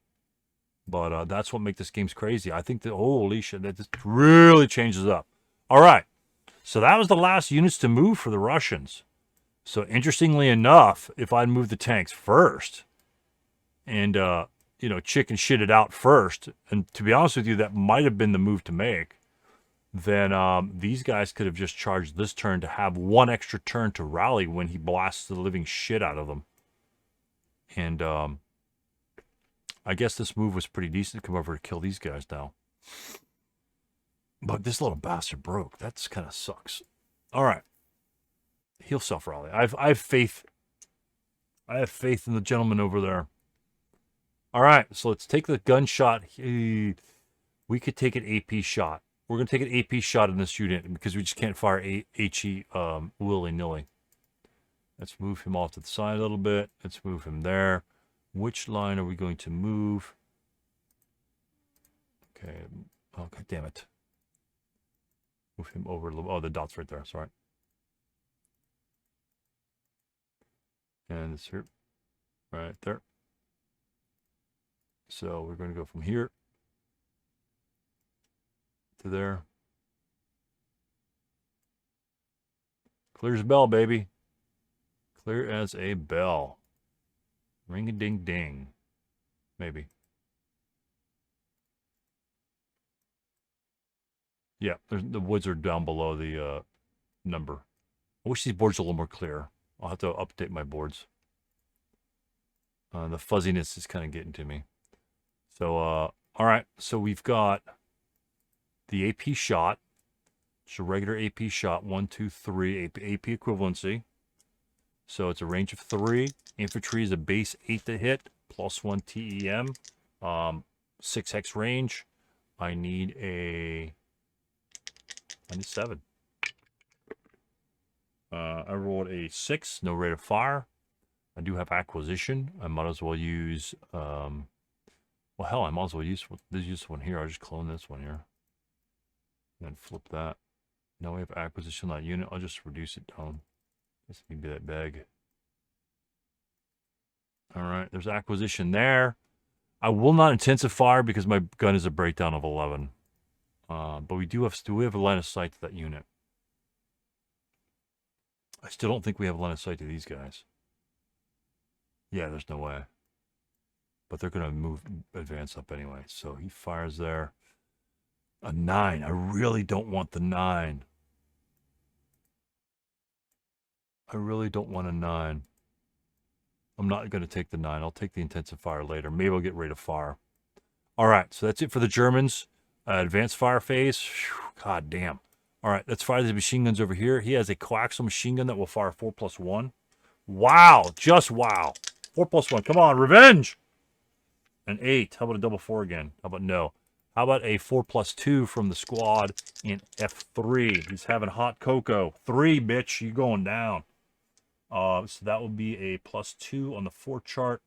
5. That is a 1 morale check. Leader. 9. Rolls an 8. He breaks. CX is gone. These guys are screwed. 6. We'll go 6 first. Oops, just to clear him out. Rat-a-tat-tat. Fails morale check. The other unit. 7. Rolls a 6. He's fine. This guy's gone. So they're both DM'd. Oh, he's CX'd. Doesn't matter. We can't route here. So that's it for, hold on, defensive fire phase, advanced fire. That was yeah,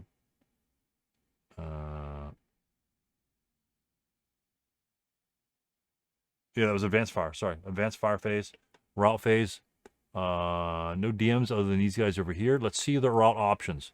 Actually, the Russians have to route this guy. Oops, what the hell happened there? He doesn't actually have to route, but he will route because he's adjacent to broken units. He doesn't have to route, but we're gonna go 2, 4, 6 anyway. He's going to go 2, 4, 6 anyway. And these guys here, these guys can't interdict, but these units cannot route here, nor may they route there, nor may they go here, adjacent to enemy unit. And they would be subject to interdiction in this location from the tank. Therefore, they surrender to the 447. That is the only way they can get out is interdiction. So we have a leader prisoner and a squad prisoner. So we're just going to flip this. I don't have any leader prisoner counters right now. None were created for this. I didn't expect it. We're going to scale this down. And then we're just going to put this guy here. We're going to scale him down a lot. And put him like that. That way, they're prisoners. All right. So that's what we're going to do with that. We'll get those prisoner counters later, full squads, and he will deploy. Again, we don't want to take a shot that might split him, so we're just going to deploy him. Now they are both counter exhausted. All right, so that's important to maintain the counter exhaust, to maintain the status of those units. So they are both counter exhausted, but one may freely attack the tank. And he's never going to hit him anyway. He's never going to shoot that direction. All right. Advance phase. Now the Russians may advance. These guys are going to advance this way. He's going to advance. What's the easiest way to get the hell out of hell? 1, 2. Yeah, he's going to advance. He's going to advance there. That's point blank in the open. Point blank in the open. These guys have a line of sight. He could advance there. He could advance here. Advance. I think you can exchange prisoners in the advance phase. Yeah, A20.5 is the overextended and verbose paragraph that you should break down. If you know some HTML, of course you can't do it on an electronic version, but if you have your own electronic version, I would break that down in HTML, put a whole bunch of dots. Just dot that 20.5 up like a bitch. Every single sentence I would dot. That way you could break it down a little easier. A captain becomes the guard and may only be relieved of that task during a friendly advance phase, rally phase, advance phase, in which the prisoners, if not involved in melee with the guard, are either transferred in the same manner as a support weapon, 4.431, or abandoned, 4.431, 4.431. Stacks may be freely rearranged to change possession, only between good order units in the same location, and only during the rally phase at the start of the advance phase, or as a result of the creation of a subunit. So you couldn't advance into another location and swap support weapons. So we're going to quote swap support weapons here. And he's, guess what? He's going to deploy. Quit your screaming. I can hear you.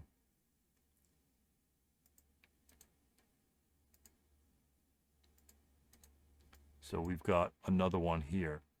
So that's at the beginning of the advance phase. He's swapping that. And these guys are moving here.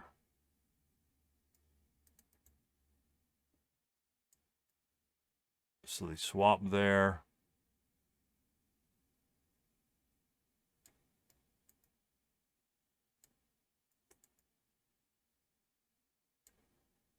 And, yeah. I don't think he could see these guys. You have to blast him.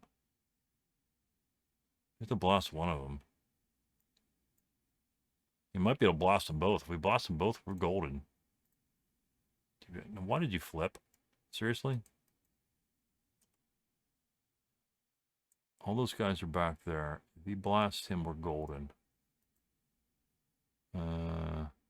We are going to move the 9-1 up into this location. He is concealed. He'll be harder to hit. And then we might be able to get an 8 firepower +1 on that guy in defensive fire. And yeah, we're gonna have to do something like that. But we're gonna be close on VP here, peeps. And will the 8-0? We need the 8-0 for the bonsai charge or the human wave. I don't know if we could afford a human wave, honestly. We got 1, 2, 3, 4, 5, 6, 7, 8, 9, 10, 11, 12, 13, 14, 15, 16, 17, 20, 24? We need every unit off?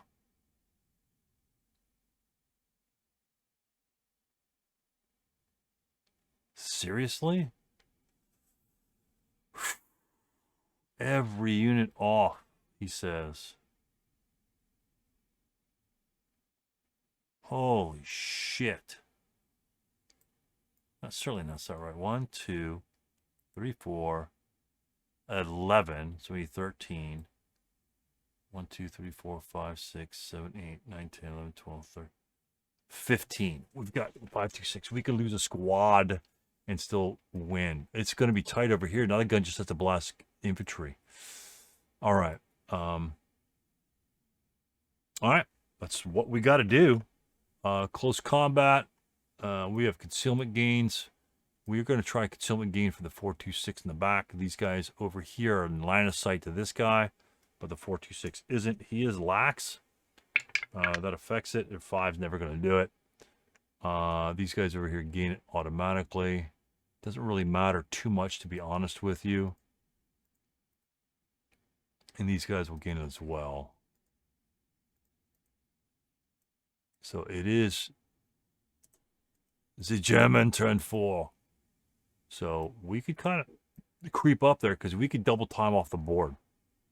1, 2, 3, 4, 5, 6 advance. So we could double time off the board if necessary. We don't really need the human wave at this time or next time or whatever time. We can afford these guys to get in position and do some damage. We've got a DM unit over there. It's the German turn 5. That DM is going to go. He can't self-rally. At this point, we might as well fly the tank over there, right? All right, wind change. Erroneous wind change. 5, no effect. Prep fire. We might as well prep that unit. Fire here, and then we may have to advance fire over this guy. So we already have -1 acquisition. Does not apply to the concealed unit. So this will be a base 8 to hit. +1, -1 cancel. And then, so that will be an 8 to hit the infantry and a 6 to hit the leader as well. So we roll a 4 and we do get rate of fire.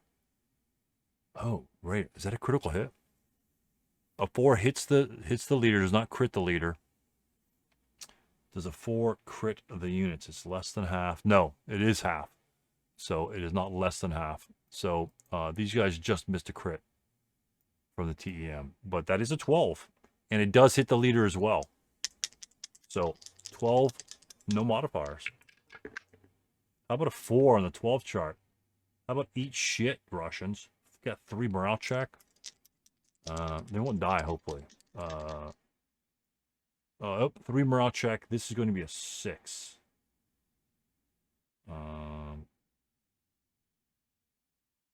No, it's just it's not halved. It's just 6. The 3 morale check. Yep. Leader rolls an 8. He just breaks. Oh, that's actually the wrong die. 8. He breaks. Flip. Wow, this is crazy. Crazy ass game. All right, 2, 3, 7. Let's go, buddy. You're the man. 7. He'll break. ELR is 3. We have ELR 3.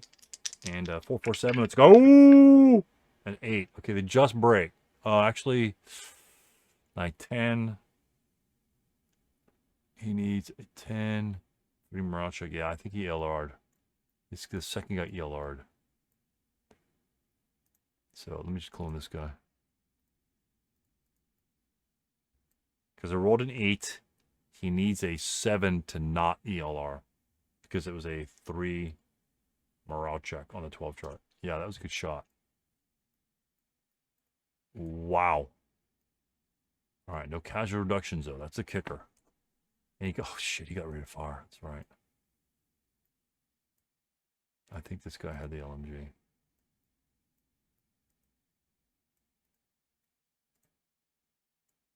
All right, we just need to kill those. Honestly, we just need to kill those units. There's no other target we need to fire at this point. Wait. That was an HE shot. All right. Second HE shot. Needs a 9 to hit. A 4 will crit. Oh, bitches! 4. That will crit somebody. This is bad. This is bad. All right, so that's going to hit somebody. That's going to crit somebody. So who's going to crit? We'll go red for the leader, blue for the conscript, and yellow for that other guy. So, ooh, that's not good. The half squad is going to be critted. So we are going to roll. It's going to be 24 minus 1 on that little bastard half squad. And we roll a 6. 6 minus 1 is a 5 on the 24. Is a K4. This guy is just simply gone. And the other units is a 6 on the 12 chart. It's going to be a 2 morale check. All right. Well, let's go. Oh, my God. A 5. We have a 5 morale. You want me to take a 2 morale check? Are you serious? Are you serious? All right, 9 minus 1. Snake eyes. 10. Does not fail ELR. He is wounded, though. Let's do a wound check. Oh, 6. He's gone. This is bad. And this little guy here. Oh, my God. 3. He makes it. You little bastard. All right, so he makes the morale check, but he's got a 1 leader loss morale check right there. Can he make them both? Are you the man? Are you the man? Nope, not today. Okay, let's evaluate our points right now, people. Hold on. So the HE, that was his second HE shot. What a fucking scenario. Holy shit. Okay. 7, 8, 9, 10, 11, 12, 13, 14, 15, 16, 17, 18, 19, 20, 1, 22. We can't win. Oh, wait.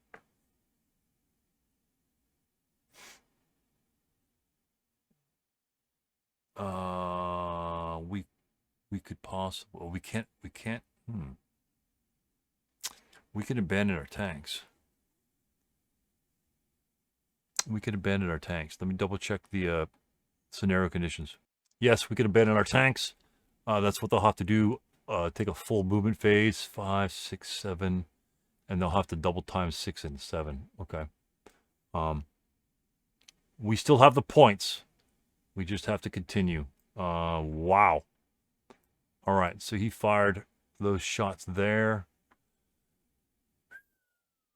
Wow, this is ridiculous. Okay, he prepped. Units in the back. He'll go,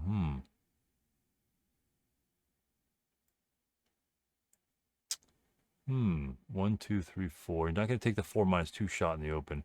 We'll simply go 2 and 4. This'll... If we break... that's a risk right there. I think we could take that risk. If we break this guy, there's no way he's going to rally. We only have 1 leader left. So we'll take a 4 even shot from the conscript. And he rolls a 3, which is the German sniper. Way the hell back there. So a 3 even on the 4 chart is a 2 morale check for the German. He needs a 5 if I can roll in the bucket. He rolls a 5. He is pinned. He does survive. This is getting crazy. Okay, pinned. All right, so that unit is pinned. The tank will fire. It's coaxial machine guns. 4 even. He rolls a 6. That should be a no pin task check. That's not gonna. Oh, we get a sniper roll. Sorry. Remember the sniper. We do get a 1. I believe it's a 1. Oh. Yeah, that's a 1. That's going to be bad. That's probably going to break the 426. All right, direction extent. Not going to matter. 5-2. Jesus. 5.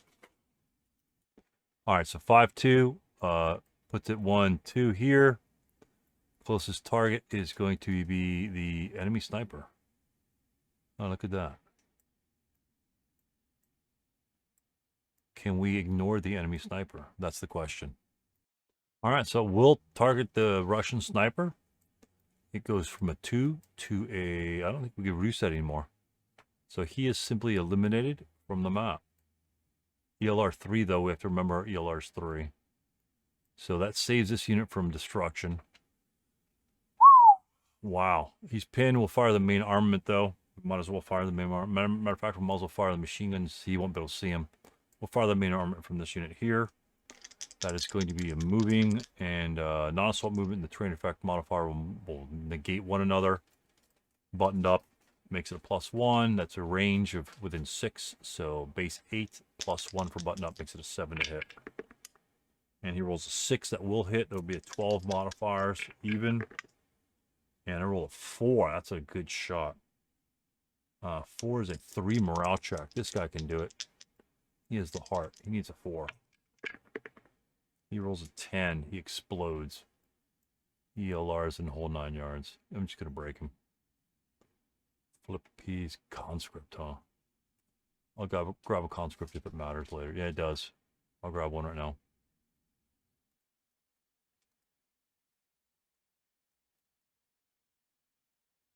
All right, so we got the half squad. He's a little big. We're going to make him a little smaller. Get this guy off the board. Flip him around. Like getting 5 morale on the 4 on the backside. This guy. Thing is, we can't chase after this guy. So that's the one thing this guy has going for him. He's nothing. He'll go route back 1. This guy's not going back. He needs to get off. So we're going to have to deal with that. So we blasted him. We can mark these guys. Let's see. First fired here. Clone this. First fire here. Final fire for all intents and purposes. Nothing here. This squad here will go. The half squad here will fire 2+2. Maybe we get lucky. 5, 7 on the 2 is nothing. It's not going to be anything anyway.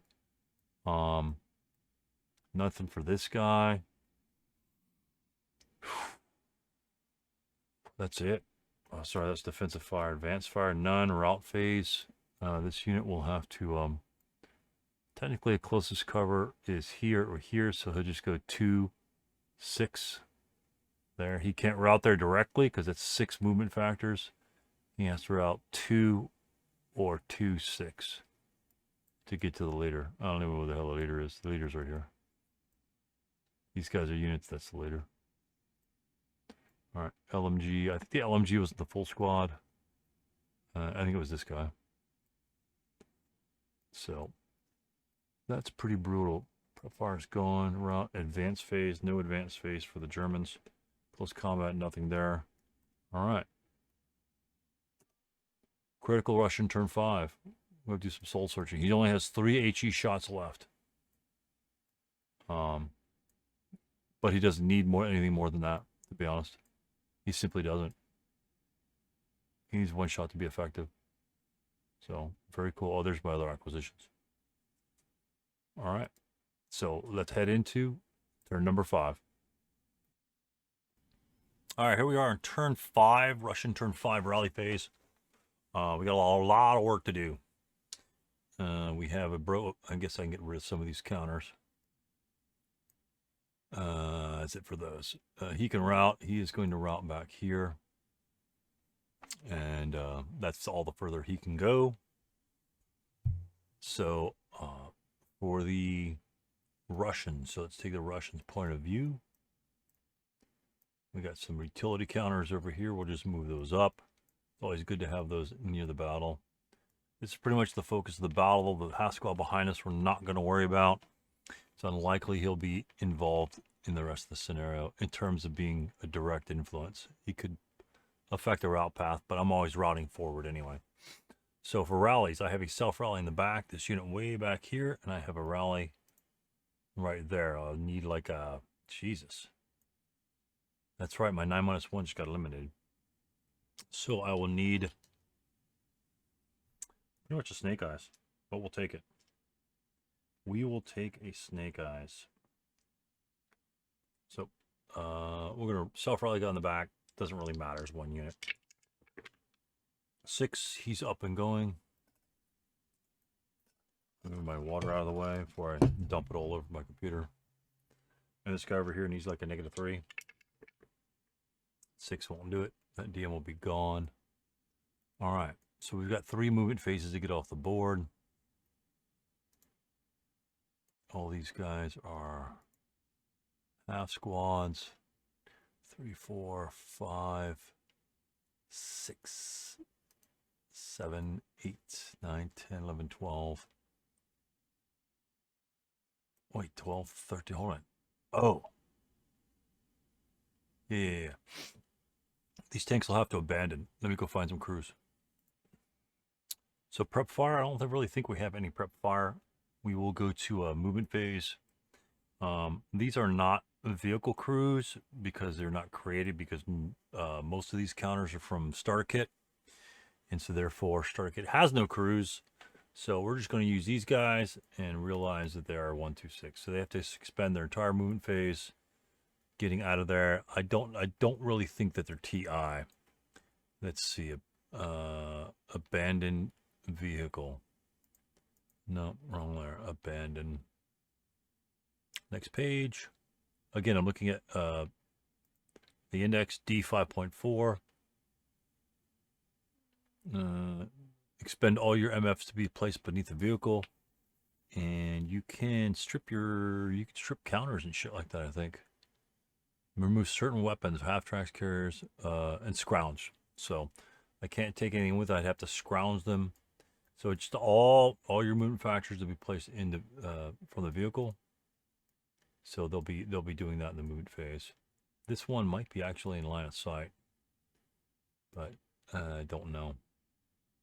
So I think the thing to do is, since the scenario, again, remembering the scenario special rules, that gun has only so much ammo. We don't know how much ammo he has, but he has only so much ammo to bring to bear. So if we can make him turn and fire at every opportunity, then we can avoid essentially his wrath.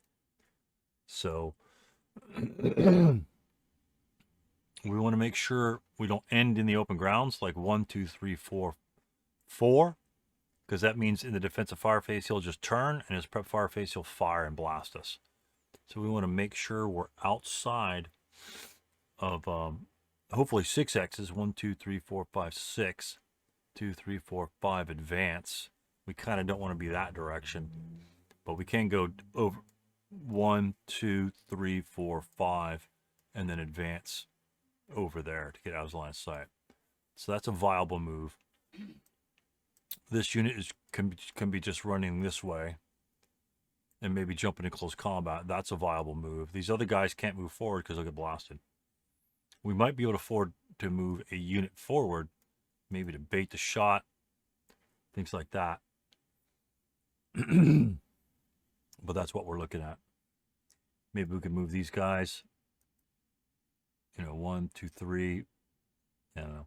1, 2, 3, and then advance. I don't know. Maybe we can get over there somehow. How much time do we have? We have 3 turns. We just need 1 turn to move off. The 447 might be able to make it. 1, 2, 3, 4. That's 5, 6, 1, 2, 3, 4, 5, 6. That might be possible. I think the tank we're just going to move off, perhaps. No, we need like every unit. So the no prep fire, the conscript's going to CX. There's one. So we're just going to go straight. Won't bypass 1, 2, 3, 4, 5. There's no way this AT gun's going to take the shot. We don't need to take the shot. There's no purpose for taking the shot. And so he'll be off. These guys are going to jump out of their vehicles and be done with that. Since our guy's broken back here, most likely he's not going to rally. These guys here. Let's see. We got 2, 4, 7 is 11, 15.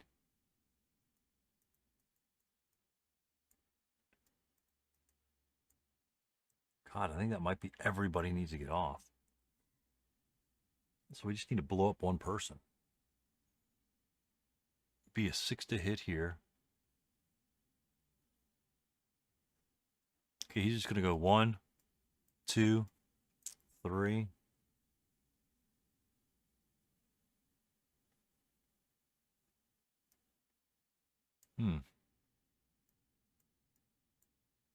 If we change there, it's going to be 6. Again, we only have 3 rounds. These guys, if they go this way, we could possibly shoot them in the open over here. I think that would be okay. But again, he might go into close combat with us. And so that's an issue there. So he becomes a priority. All we have to do is kill 1 or 2 units. And there's 2 half squads this way. If we fire this way and then these guys move this way, we'd have to turn back and fire that way. But I think we're stuck, to be honest with you. So that'd be 6, -2 in the open, -2 point blank. We would need a 6 to hit.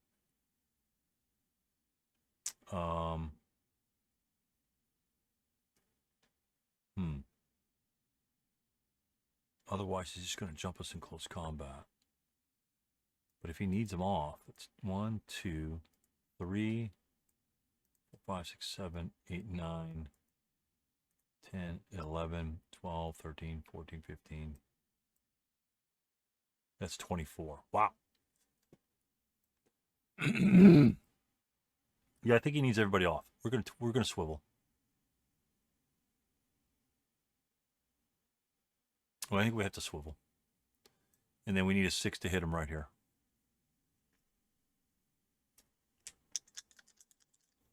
Rate of fire reduced by 1. Oh, and we rolled an 11. That'll be game then. Oops.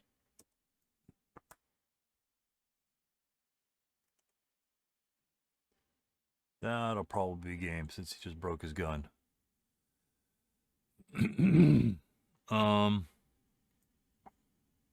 Okay, and he fired around. Yeah, he would fire around, right?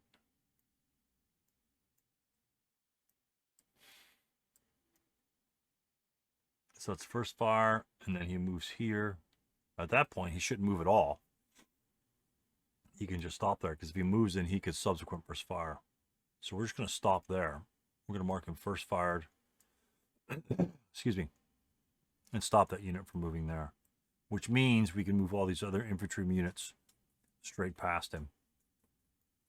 Or try to get back here and engage him in close combat. So these guys are done.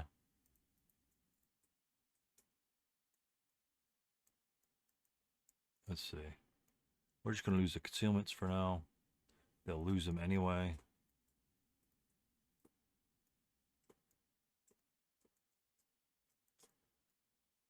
So there's 1, 2, 4, 5 points right here. One of the half squads has that. So 5 points right here. 6, 7, 8, 9, 10, 11, 12, 13, 14, 21, 22, 23. So yeah, we need just about everybody. I hadn't counted this guy here. So that's another point. So these guys are going to go 1, 3, 4. They're just going to go 1, 2, 3, 4. These guys are going to go 2, 3, 4.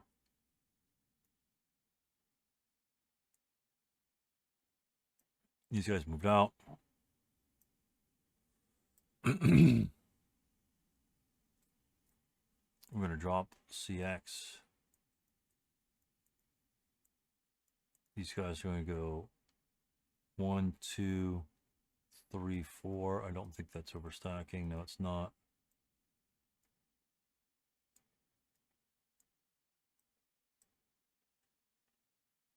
This unit will go 1, 2, 3, 4. Why are we moving here? Because we're going to make one giant fire group to blast this guy. The tank will start. If he fails, then the game is simply over. A 7, start for 1, 2, 3, 4, 5, 6, 7, 8, 9, 10, 11, 12. Excuse me.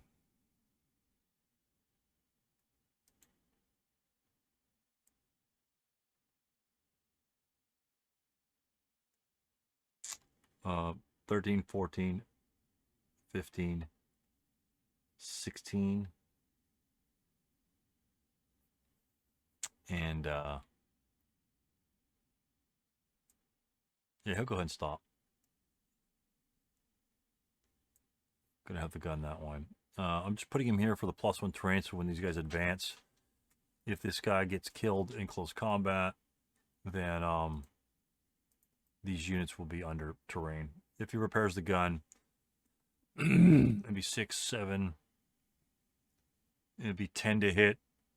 He'd need a 1 to hit this unit, and then he'd intensive fire again, of course. But and he's got AP rounds, so it's not a big deal there. And this unit, he might as well. He's going to go 2, 4 here. He's going to pick up the crews when they advance. This is gone. Changing covered arc. Subsequent fire. This guy's going to do this 2 even on these units there.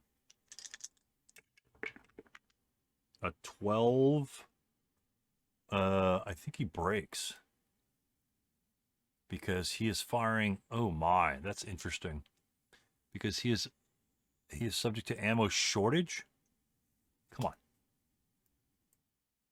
He's subject to ammunition shortage. So let's check that out. And I think he can, because he can't suffer replacement, he might be considered broken. Let me double check that. It might not apply to crews. Result 12 by using inherit. Let's see.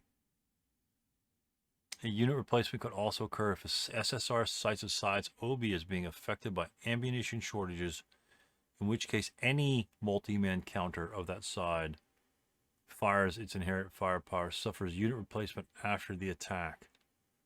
Any multi-man counter subject to but incapable of further quality loss is broken after resolution of the attack unless berserk.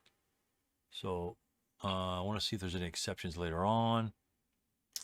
Random selection. Guns and vehicles are considered breakdown one lower. It said the gun. Let me check the scenario special rules about the gun. I think it only specifies the gun.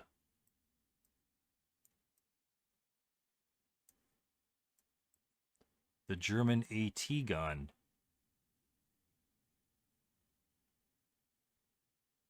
Only the AT gun. Doesn't say the AT gun and crew, just simply says the AT gun. So the crew's broken. And that's pretty much the game right there. So that's how a normal ASL game plays. You have highs and lows back and forth. Because when he breaks, he's just going to route back. We're going to have actually advanced fire on him. So we're going to fire, well, the tank can fire 4+1 because he's still in place actually. So it's 4+2, 2+2 rather with the gun. Machine guns, about coaxial machine guns. A 9, no effect. This one's going to fire 2+2. Snake eyes. So that's going to be one column cowering because we're not subject to ammo shortage. And that is a normal morale check. This guy should pass it pretty easily. He rolls a 6, not a problem. And then this fire group here will be 1, 2, 3, 4, 5, 6, 5, 6, 7. So that'd be a 6.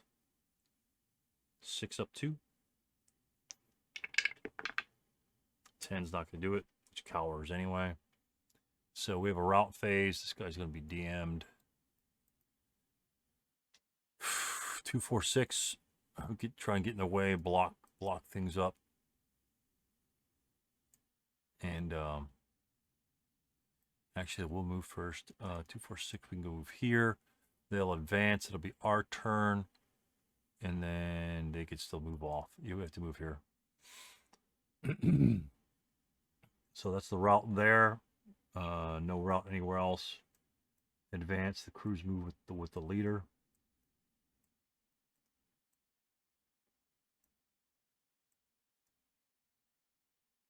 We're going to advance.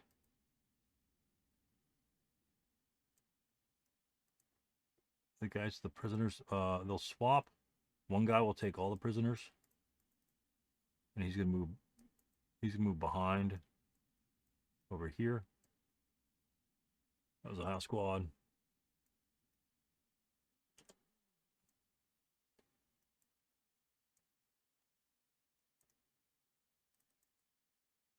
Come on, stop moving him sideways. This is bullshit. There we go. That's the bad guys. I don't really care about it. These other guys are going to occupy. Man, he's pretty small.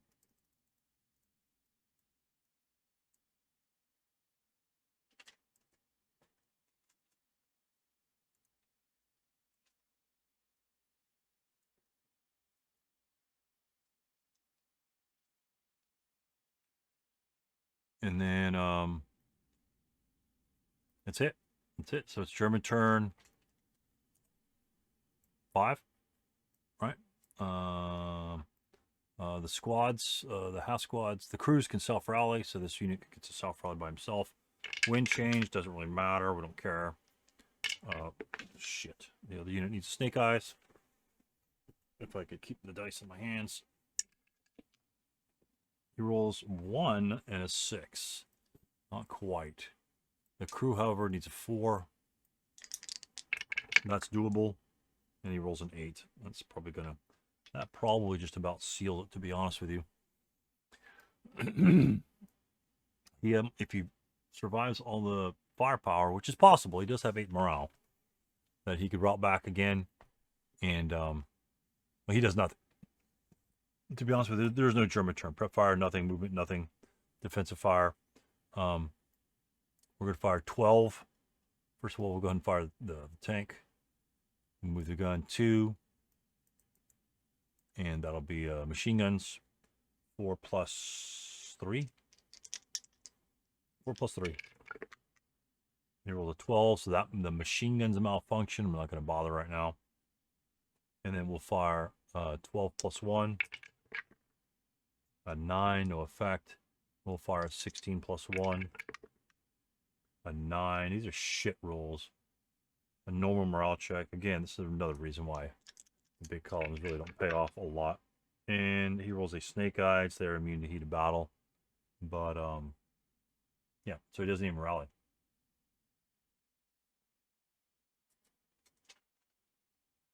Not applicable to crews. So it does not rally the crew. Because he's immune to heat of battle. So snake eyes. 2 morale check. Let me double check on that heat of battle, because they are not subject to heat of battle. So therefore he would not rally. AFGH, heat of battle. That's where the snake eyes would show up. 15.1.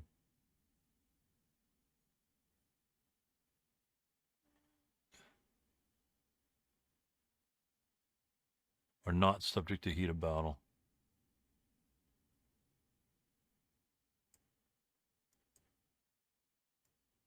Unarmed units, PRC, heroes, crews, inherent and temporary participants, human wave. Berserk units are not subject to heat of battle. Let me look at snake eyes. Let me look at the snake eyes dice roll. That'll be on the blue sheet, I think. Right here. Let's look down here. Wind change, rearms, morale check, yields heat of battle, not self-rally. Yep, nothing happens. Nothing happens. Huh. Interesting. Doesn't rally because he's immune to heat of battle.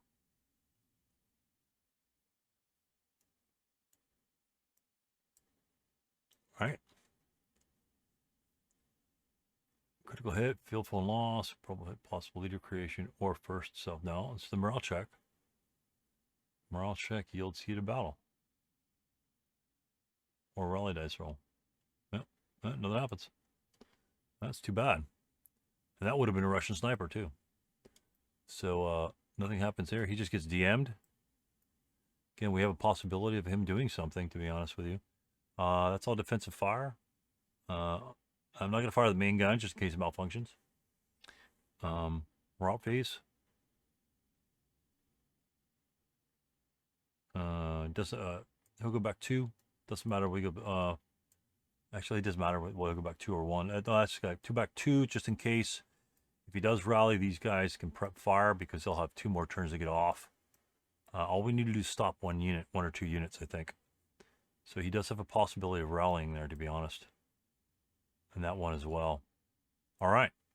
So that's it for the German turn. Again, it's not much to do there. Let's go Russian turn 6. So we got nothing here for the Germans. The Germans actually get on the rally there because he's a self-rally capable.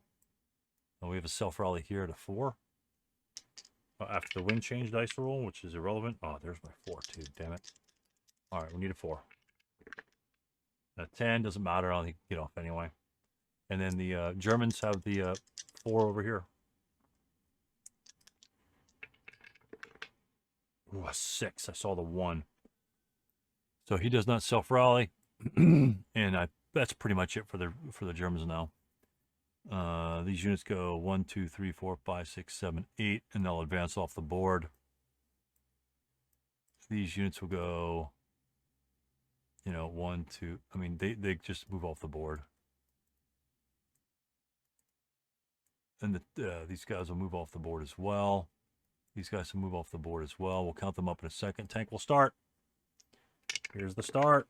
Oof, 10. Very close. So the tank will get off the board as well. All right. Wow, that was super close. Let's see what happens with the points, though.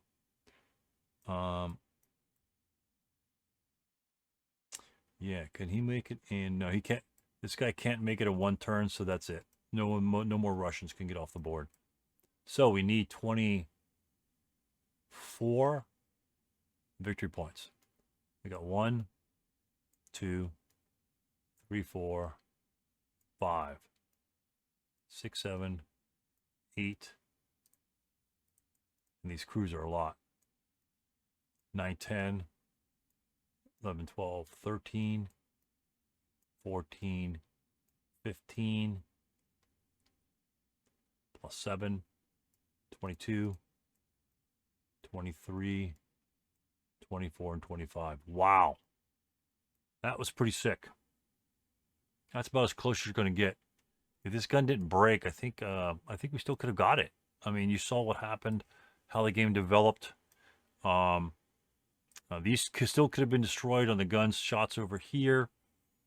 I mean, obviously, with them being immobilized, changes the game up completely.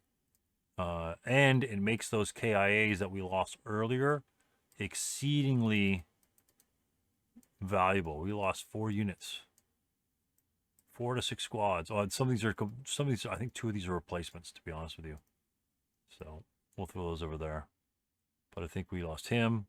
We lost the 9-1 leader, which was 2 points. And so we lost this during the course of the game, which isn't much, but we did immobilize our vehicles, which the Germans really didn't do anything about.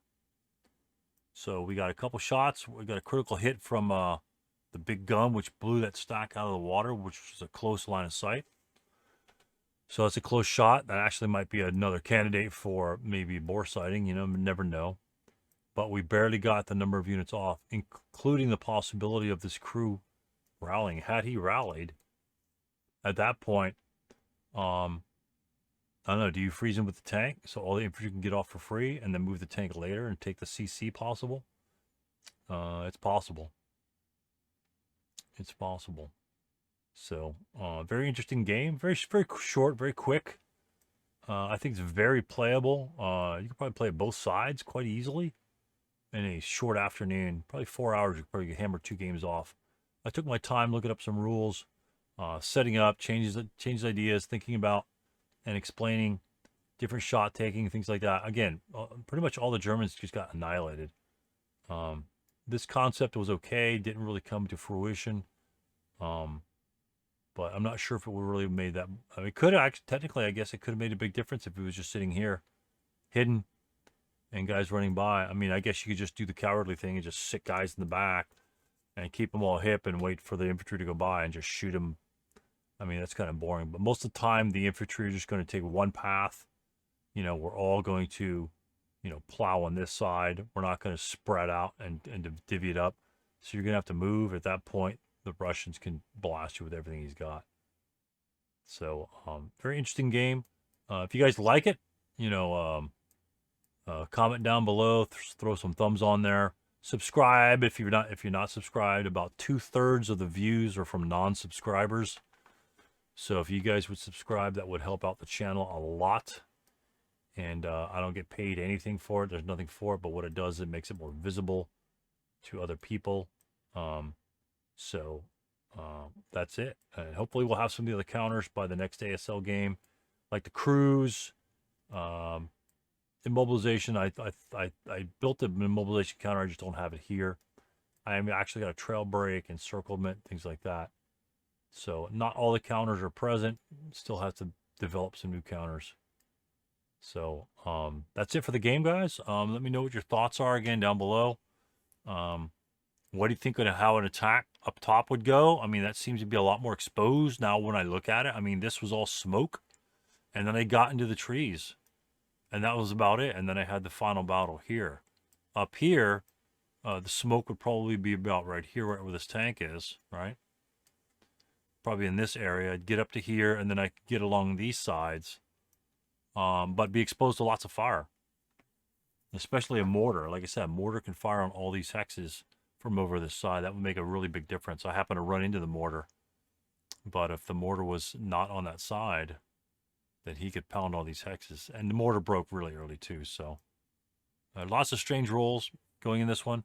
But again, that's just part of the game. the 2s and 12s that you got to deal with. Again, the sniper came back, could have nailed that conscript unit, which actually probably would have made a difference in the game, but instead the friendly sniper was in the way and blocked him. So that was very fortuitous on that one. So, all right, guys. So, well, thanks for watching, and we'll catch you next time. And now, go play some ASL.